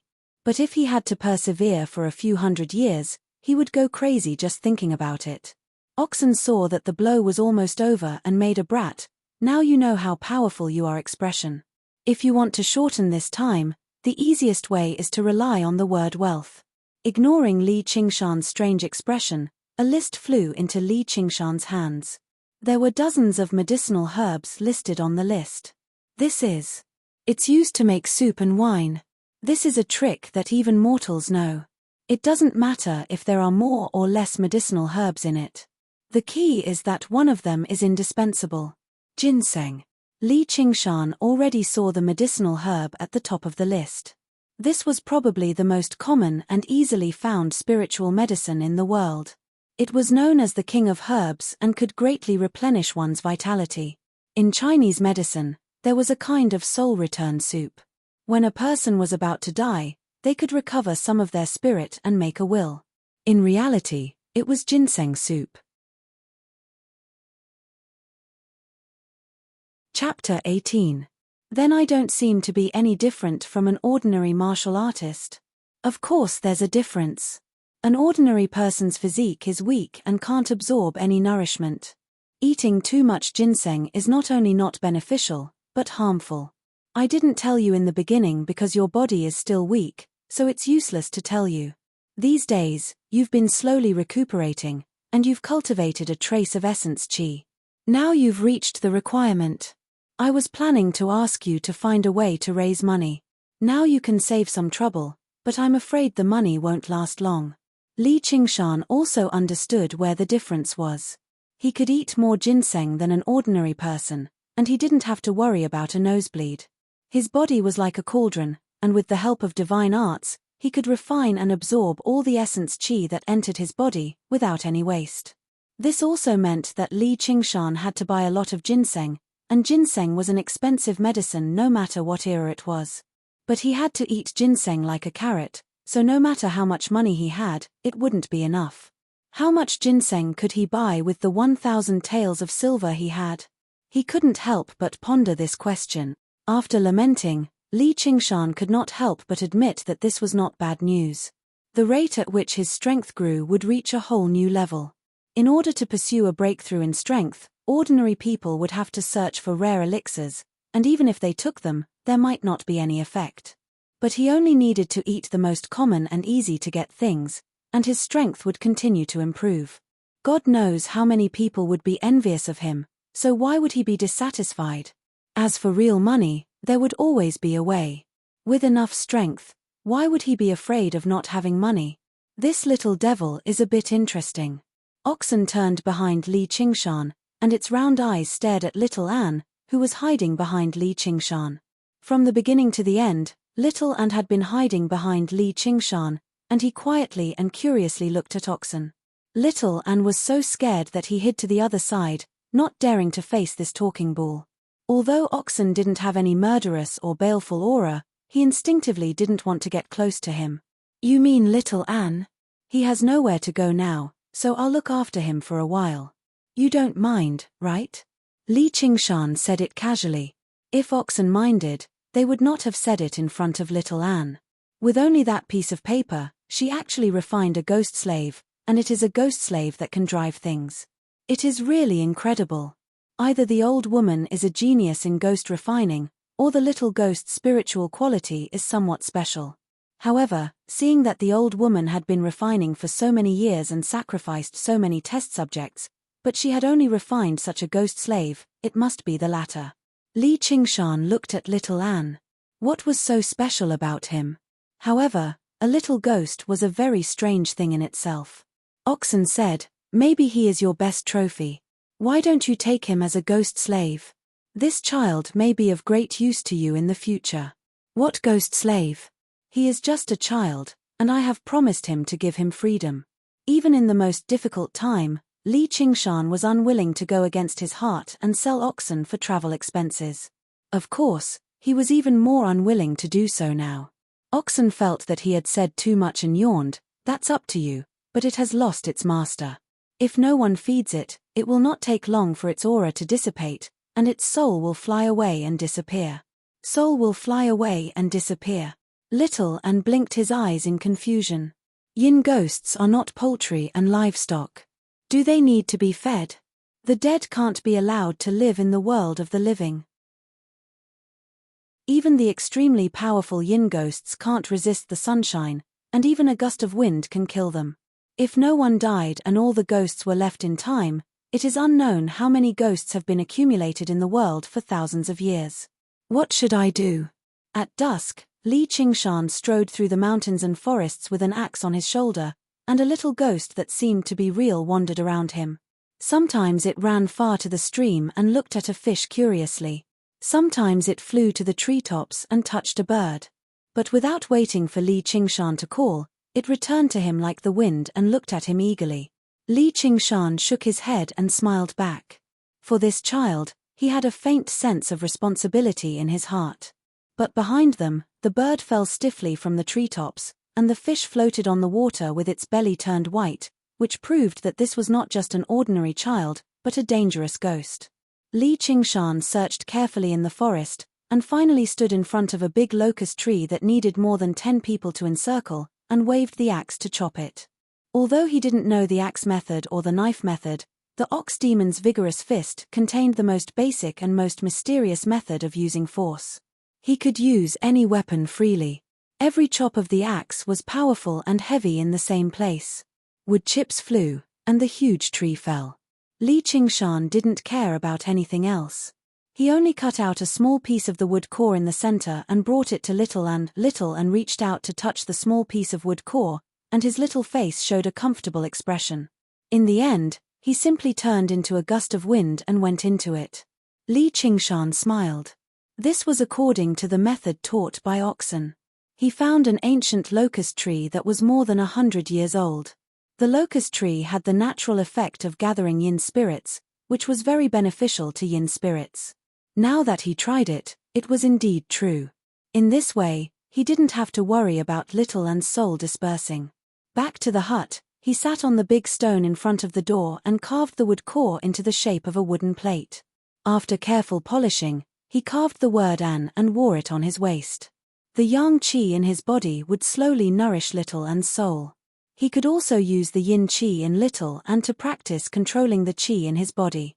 In the small courtyard, Li Qingshan sat on the ground and kept shouting, "Little An, neck." Little An hugged his neck. Under the stimulation of yin qi, the genuine qi in Li Qingshan's body was mobilized and flowed to his neck. Right arm. Little An quickly changed his direction and hugged his arm. Although his handsome little face was still pale, it was full of a childish and innocent smile, as if it was a very fun game. Until the moon rose, Li Qingshan just now got up, and Little An reluctantly retreated. With the help of Little An, the genuine qi in Li Qingshan's body was tamed a lot, and Little An's eyes were a little more lively, not as dull as they were at first. Li Qingshan thought about it.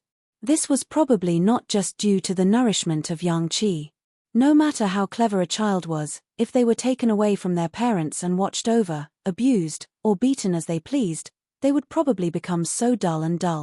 And when he regained his freedom and life slightly returned to normal, the spiritual qi in his heart began to sprout. Little An looked at Li Qingshan expectantly. Although he still couldn't speak, his eyes clearly said, "Play again." "Well, this is not a game. That's all for today. We'll talk about it tomorrow night." Little An nodded obediently. He would never act like a spoiled child, but he couldn't hide his disappointment. Li Qingshan couldn't do anything about it. "All right, let's play again." Little An smiled shyly, but immediately pricked up his ears. Chapter 19. Time passed quickly, and autumn arrived in the blink of an eye. The maple leaves in the mountains gradually reddened, and the golden ears of rice became plump bit by bit. An ox cart passed through a small path in the field slowly. The oxen that pulled the cart had no one to drive it. The ox cart was covered in thick beast hides, and a young man lay on it. He chewed on some straw, resting his head on his arms leisurely as he gazed at the sky. A dagger was tied to one side of his waist, and a wooden tablet hung from the other. He was Li Qingshan. He had over 1,000 taels of silver on him, and he wanted to go to Cypress Stream Town that was over 5 kilometers away. In a remote mountain village, spending money was not an easy matter. If he wanted to buy things, he could only go to a larger town. Qingyang City was abundant in resources, but it was too far away, and it definitely would not be cheap. As a result, he could only settle for the next best thing and go to the town. At a fixed time every month, there would be a large gathering in the town. At that time, the people from the nearby villages would all go to the town to conduct various transactions. It was the best time to buy ginseng.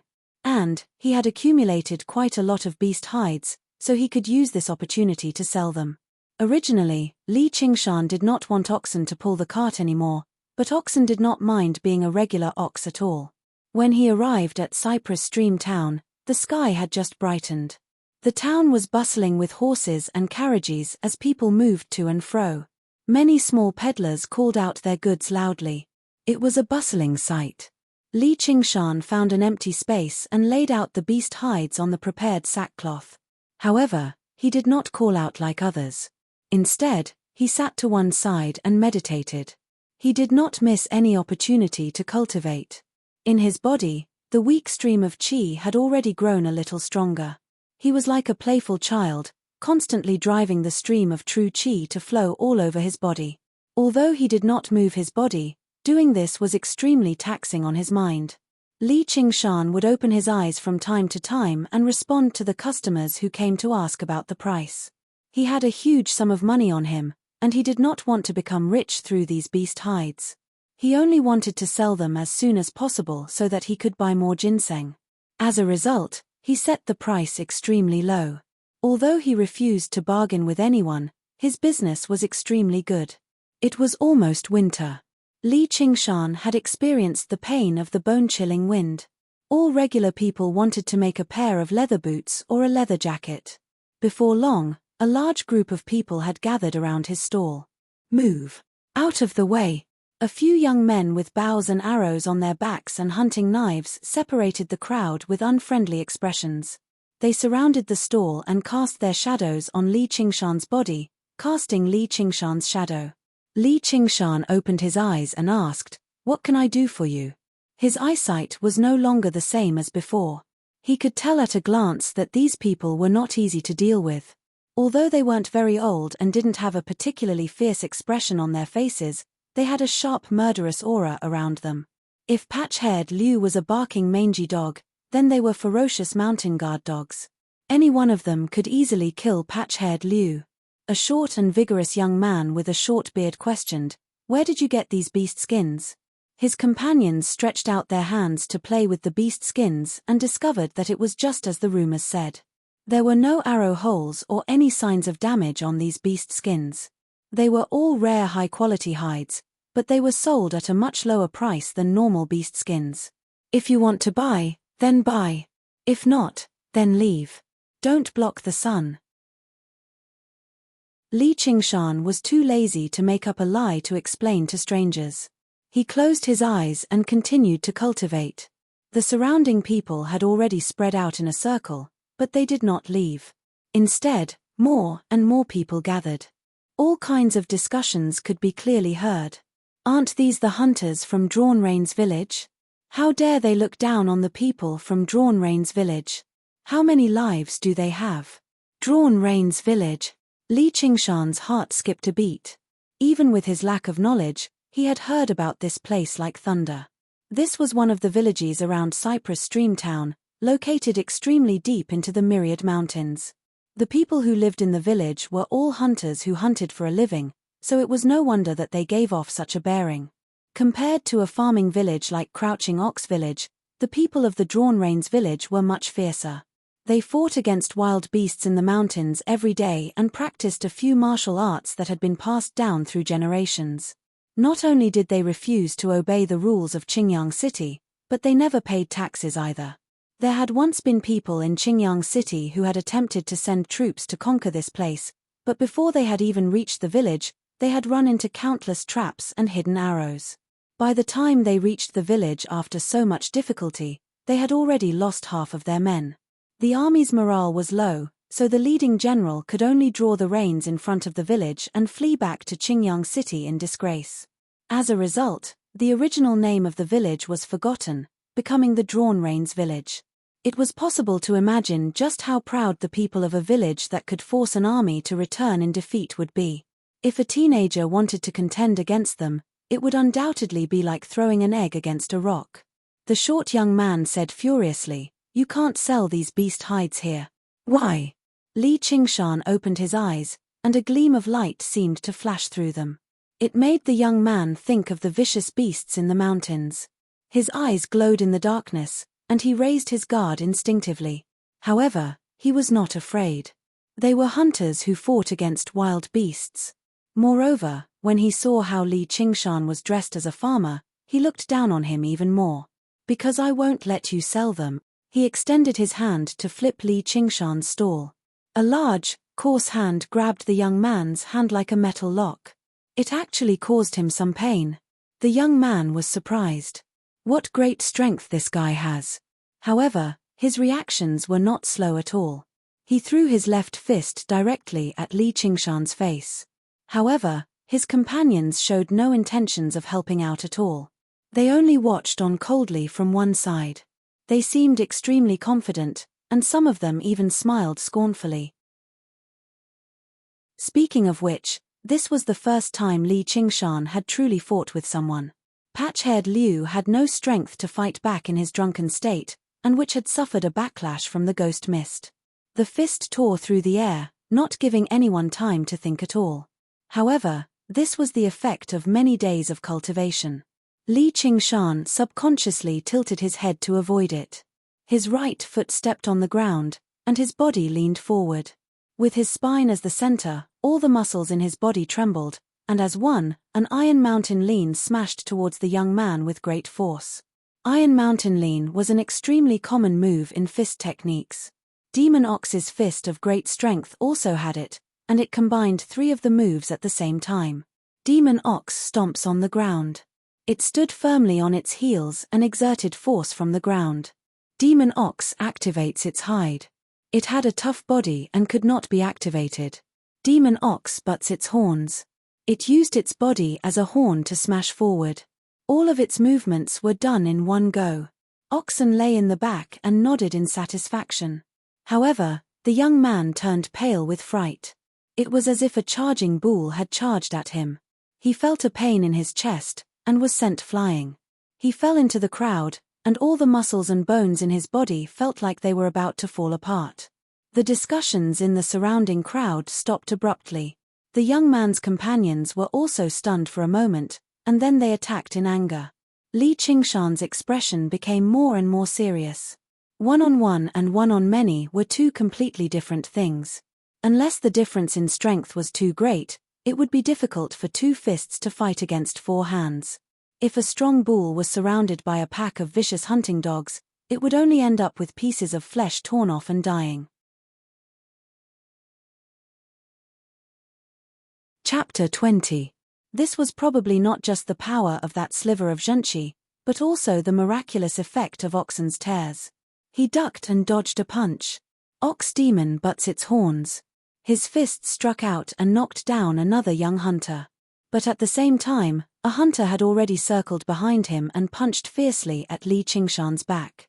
The other 2 young hunters grabbed Li Qingshan's waist, one on the left and one on the right, and slammed him to the ground. They spent their days hunting in the mountains and were well versed in encirclement techniques. They were definitely not boorish men who fought on the streets. Even though Li Qingshan could defeat any one of them, he was instantly at a disadvantage. Seeing that it was too late to block, Li Qingshan focused all of his mental thoughts on his back. That sliver of zhenqi flowed with his heart. The muscles on his back twisted together, and a small bulge could be faintly seen. A heavy punch landed on Li Qingshan's back, but it was like hitting tough leather. All of the power dissipated as that bulge of muscle flattened. Other than a tremble from Li Qingshan's body, there was nothing else out of the ordinary. At the same time, the 2 hunters who had grabbed Li Qingshan's waist felt as if Li Qingshan's body was rooted to the ground. They could not move him at all. The 3 of them had used up all of their strength, and their momentum immediately weakened. Li Qingshan, who had suffered 3 heavy blows, had already recovered his breath. With a roar, his elbows dropped down. The Ox Demon butts its horns in Ox Demon's fist of great strength emphasized that, other than the fists and feet, the entire body could be used as horns. Elbows were the most powerful horns. The 2 hunters felt a sharp pain in their backs. They wanted to vomit blood and lay on the ground involuntarily. Li Qingshan suddenly turned around and pounced at the hunter who had ambushed him from behind. He punched him in the chest and knocked him to the ground. The surrounding people were dazzled by what they saw. They only saw that the young man, who was at a disadvantage, beat the 5 men of the Drawn Reins village to the ground in just a few moves. They were all astonished. Li Qingshan looked at the 5 hunters who were groaning in pain on the ground, and then looked at his own hands. It was as if he could not believe that he had done this. His strength had unknowingly reached this level. But before he could rejoice, a large group of hunters suddenly rushed out with their hunting bows and knives drawn. They surrounded Li Qingshan with fierce eyes. For this gathering in Cypress Creek Town, The Drawn Reins village did not just send a few people. There were more than 20 of them, and they brought the entire village's accumulated fur goods. Just now, those few young hunters were just juniors who had followed their elders to see the world. Seeing that they couldn't sell their goods, and hearing that someone was selling animal hides for cheap, they all rushed over together to find trouble with Li Qingshan. However, he didn't expect that Li Qingshan would be taught a lesson instead of looking for trouble. Naturally, the elders would not sit idly by and do nothing.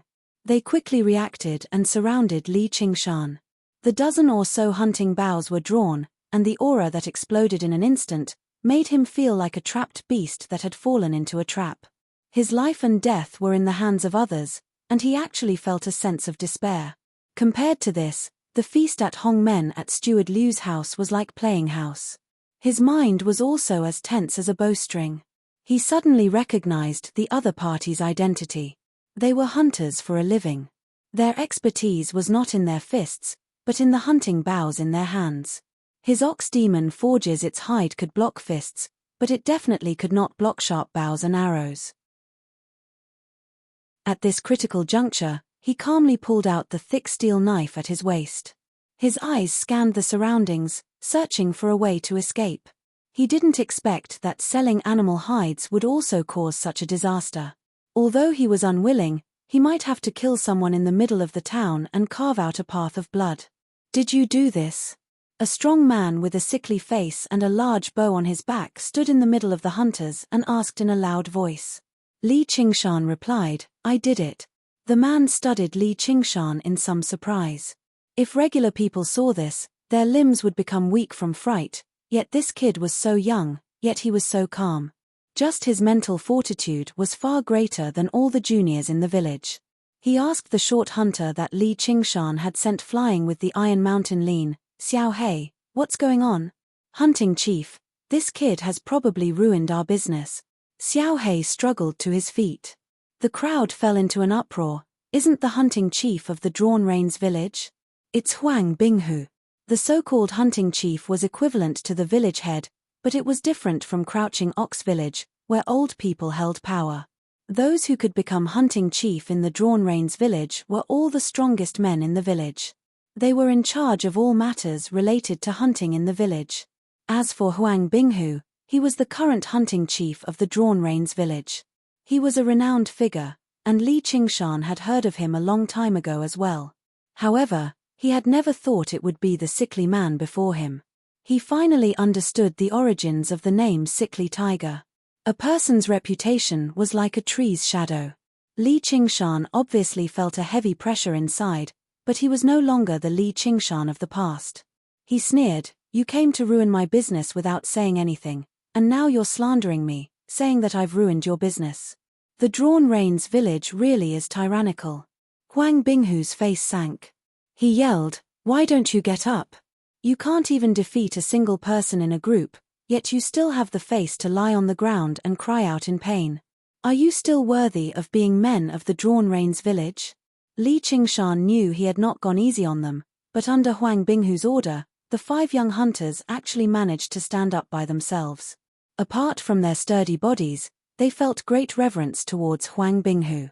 Huang Binghu raised his hand, and all the hunters put away their sabers and bows. "We were in the wrong in this matter, but brat, you shouldn't have been so heavy-handed. If I hadn't been heavy-handed, the one lying here right now would be mine. It's rare for us to go down the mountain to sell furs. The daily necessities of the entire village depend on it. It's fine if you sell according to the market price, but this method of selling is messing up the market price, greatly harming us." Li Qingshan was silent. This was something he had not expected at the start. Naturally, he could say that it was his business how he sold it, but with Huang Binghu's reputation, he had admitted that he was in the wrong in front of everyone, and had spoken with reason and evidence. He had not used his numbers to oppress him, so he was not willing to argue and pester him endlessly. If the other party really wanted to kill him, he would not just sit and wait for death.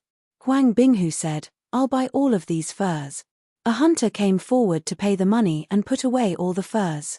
The people in the surroundings all clicked their tongues in praise of Huang Binghu's loyalty. Li Qingshan was rather surprised. He glanced at the bag of money handed to him. There's no need. He turned around and tidied up the ox cart. He did not rely on these furs to make a living in the first place. The other party was so generous, so if he haggled over every ounce, he would instead be looked down upon. The admiration in Huang Binghu's eyes deepened. He watched as Li Qingshan disappeared into the crowd and said to the people around him, "I like this kid. Does anyone know his origins?" A farmer said carefully, "He seems to be Li Erlang of the Crouching Ox village." Many people in the surroundings had actually heard of him before. They all said, "No wonder." Chapter 21. Li Qingshan went to the best restaurant in town and bought a dozen jars of good wine to fill the ox cart. He then followed the list given by Oxen and went to the medicine shop to buy most of the medicinal ingredients. However, the most important ginseng could not be bought from the medicine shop. In the largest inn of Cypress Creek town, a group of people wearing bamboo hats and carrying medicine baskets on their backs were silently drinking tea. Even in the inn, they refused to take off the bamboo hats and medicine baskets on their backs. From time to time, the shopkeepers of the big medicine shops would come to the inn and open the baskets to see what was inside. They would then hide their hands in their sleeves and bargain with them.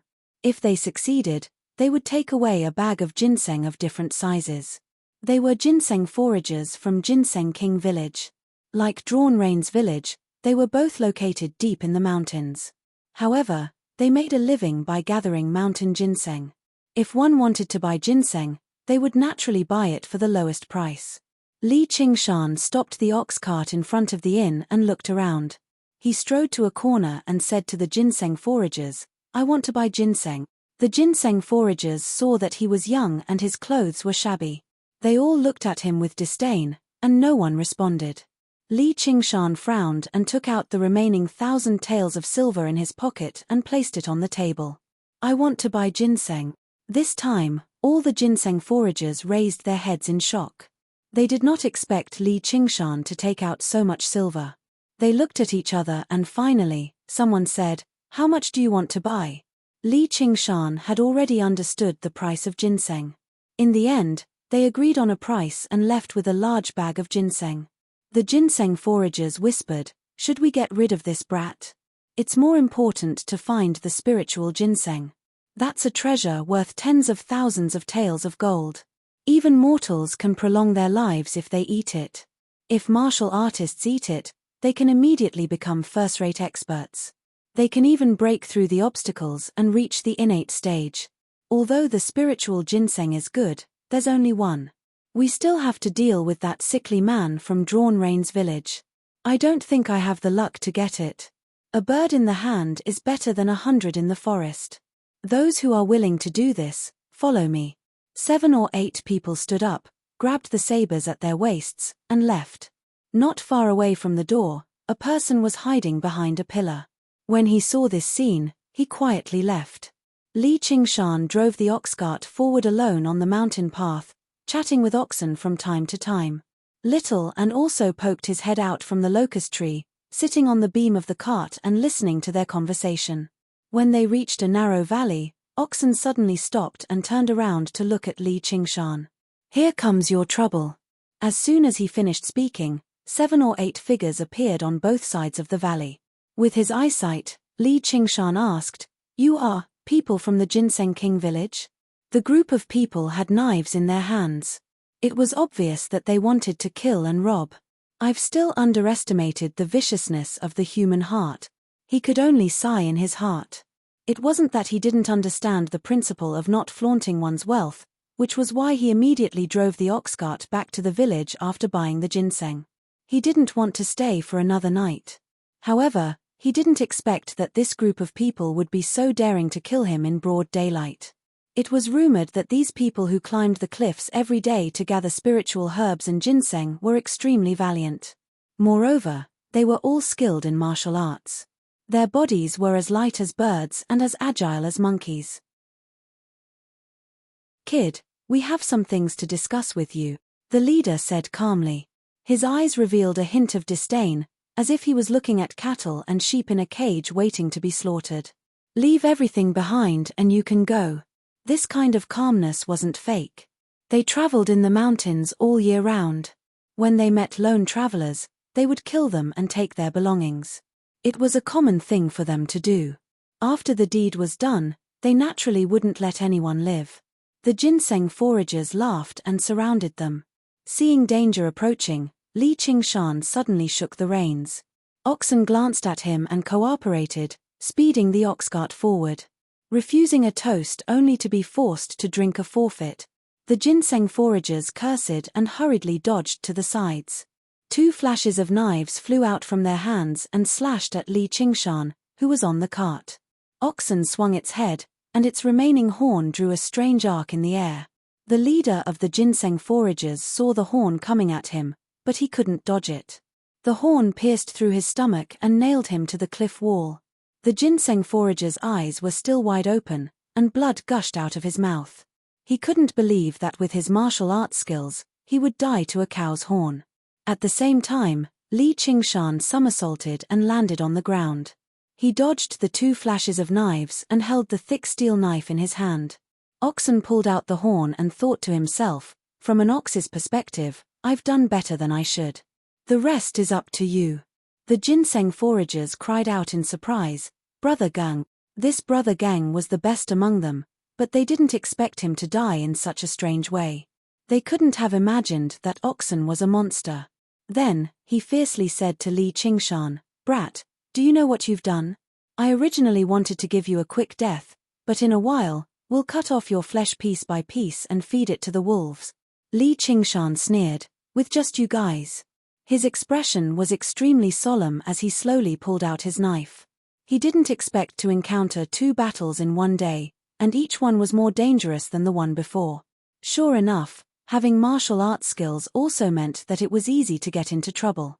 If he was just a weak peasant boy, he obviously wouldn't be able to fight against the people from Drawn Rain's village, and he definitely wouldn't have that much money to buy ginseng.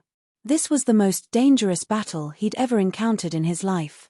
Even though he had supernatural powers, he didn't dare to say that he could walk on flat ground. Oxen's words rang in his ears. His thoughts flashed, and the battle was about to begin. Kill.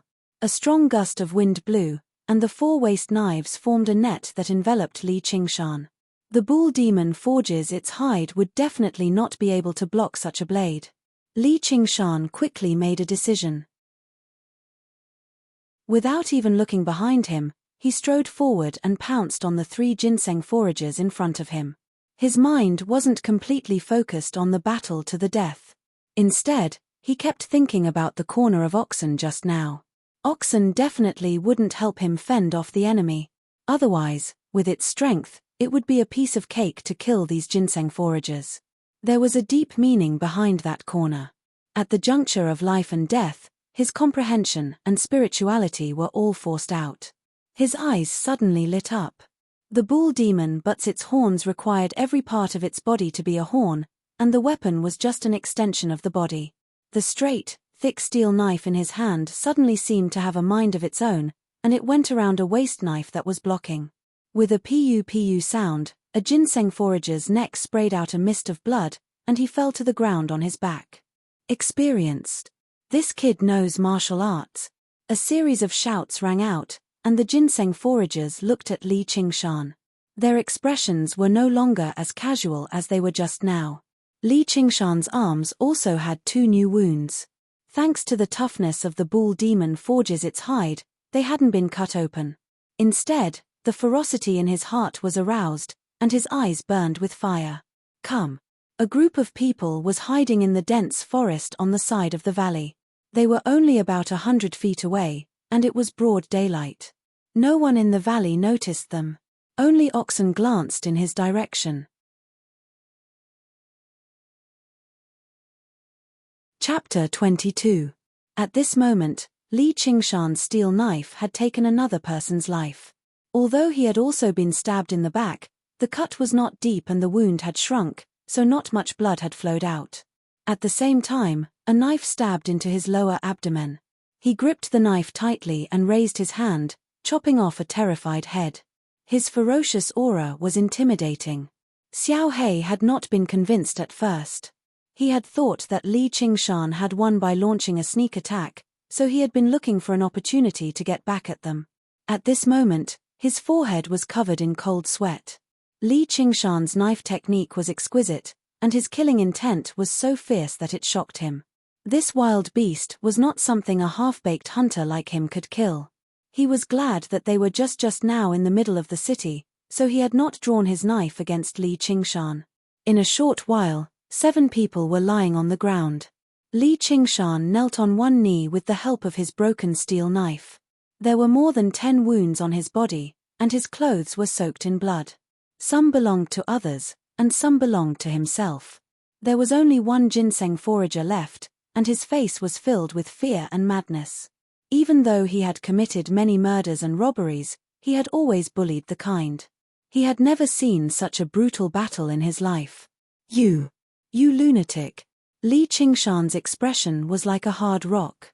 In the face of life and death, every move he made exceeded his usual level and stimulated the potential in his body. However, this was also very exhausting. In a short while, he was completely exhausted. So this is the path I have chosen. It's really full of blood. Oxen stood leisurely at the side, as if asking, "Do you regret it?" "I'll kill you." The ginseng forager roared and rushed forward. He had no strength left in his body.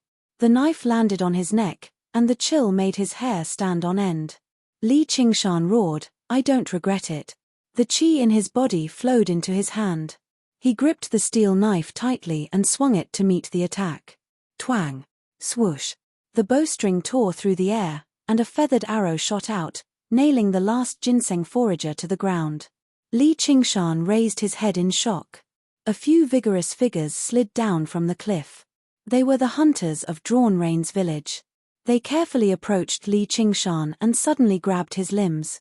However, in that instant, Li Qingshan had exhausted all his strength and was carried to the top of the valley by them. "Brat, you've done well."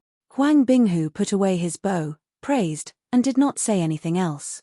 With a wave of his hand, the hunters once again hid themselves on both sides of the valley. Not long after, the other ginseng foragers rushed over and checked their companion's corpse with grave expressions. When they saw the ginseng forager who had been nailed to the ground, their expressions suddenly changed, and they shouted, "Retreat! Release!" With Huang Binghu's order, arrows rained down from both sides of the valley.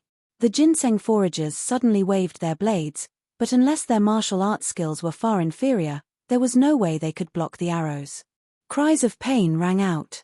Meanwhile, Huang Binghu held his bow and stood on a protruding boulder, specifically aiming at the ginseng foragers who were trying to escape. Every arrow would hit its target, and not a single arrow missed its target. He was like a god of death. Li Qingshan propped himself up and watched. He also felt astonished. On one hand, he was astonished at how easily the battle between the 2 large villages had ended, and on the other hand, he was astonished at the power of the bow and arrows. He cultivated the ox demon's fist of great strength, and the thing that increased the fastest was his strength. If he could use a bow, wouldn't he be able to kill people like this? When Huang Binghu shot his 5th arrow, the cries of pain had already stopped. Only weak moans could be heard. Huang Binghu, a ginseng forager whose thigh had been shot, let out a shrill cry. "That's me." Huang Binghu leaped off the cliff and asked, "Where's the spiritual ginseng? If you tell me, I'll give you a quick death." "You? How do you know?" "I know a thing or two about the matters around the 100,000 Great Mountains. The spiritual ginseng has appeared in the mountains near Drawn Rain's village. Consuming it can cure all diseases and prolong one's life, right? I originally thought it was fake, but looking at your expression, I'm starting to believe it. You want to snatch food from the tiger's mouth? Aren't you overestimating your own abilities? You want to use the spiritual ginseng to cure your illness, but that's just wishful thinking. You have no idea how to capture the spiritual ginseng.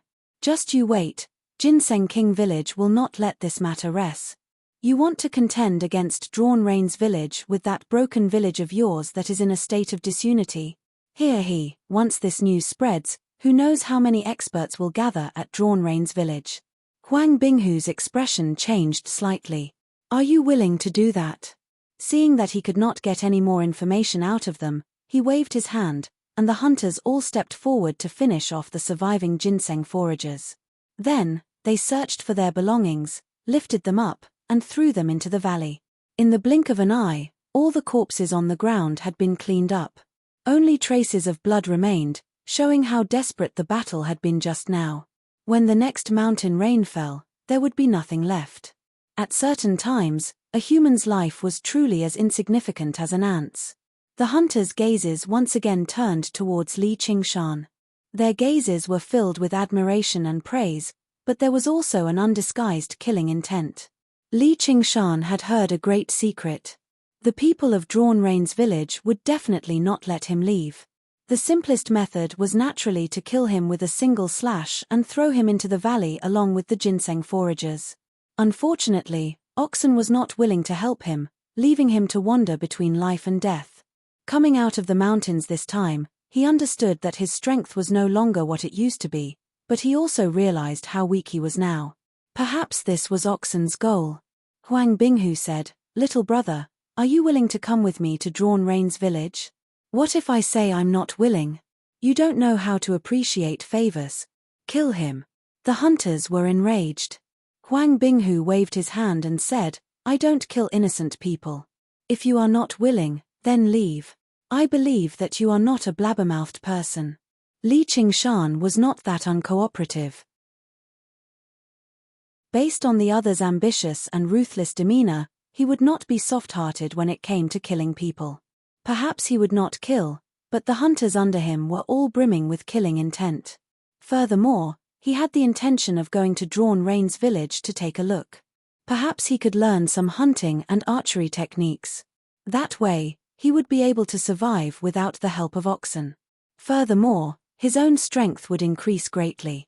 As for the spiritual ginseng, he did not dare to think too much about it. "In that case, I shall accept your invitation." Just now, Huang Binghu revealed a smile. He ordered someone to bring some ointment and applied it on Li Qingshan. However, he discovered that the wounds on his body had shrunk and were no longer bleeding. He clicked his tongue in wonder. Li Qingshan endured the pain and went to the ox cart. He took out the newly bought ginseng and put it in his mouth to slowly chew. Then, he opened the clay seal of the wine jar and gulped down the wine.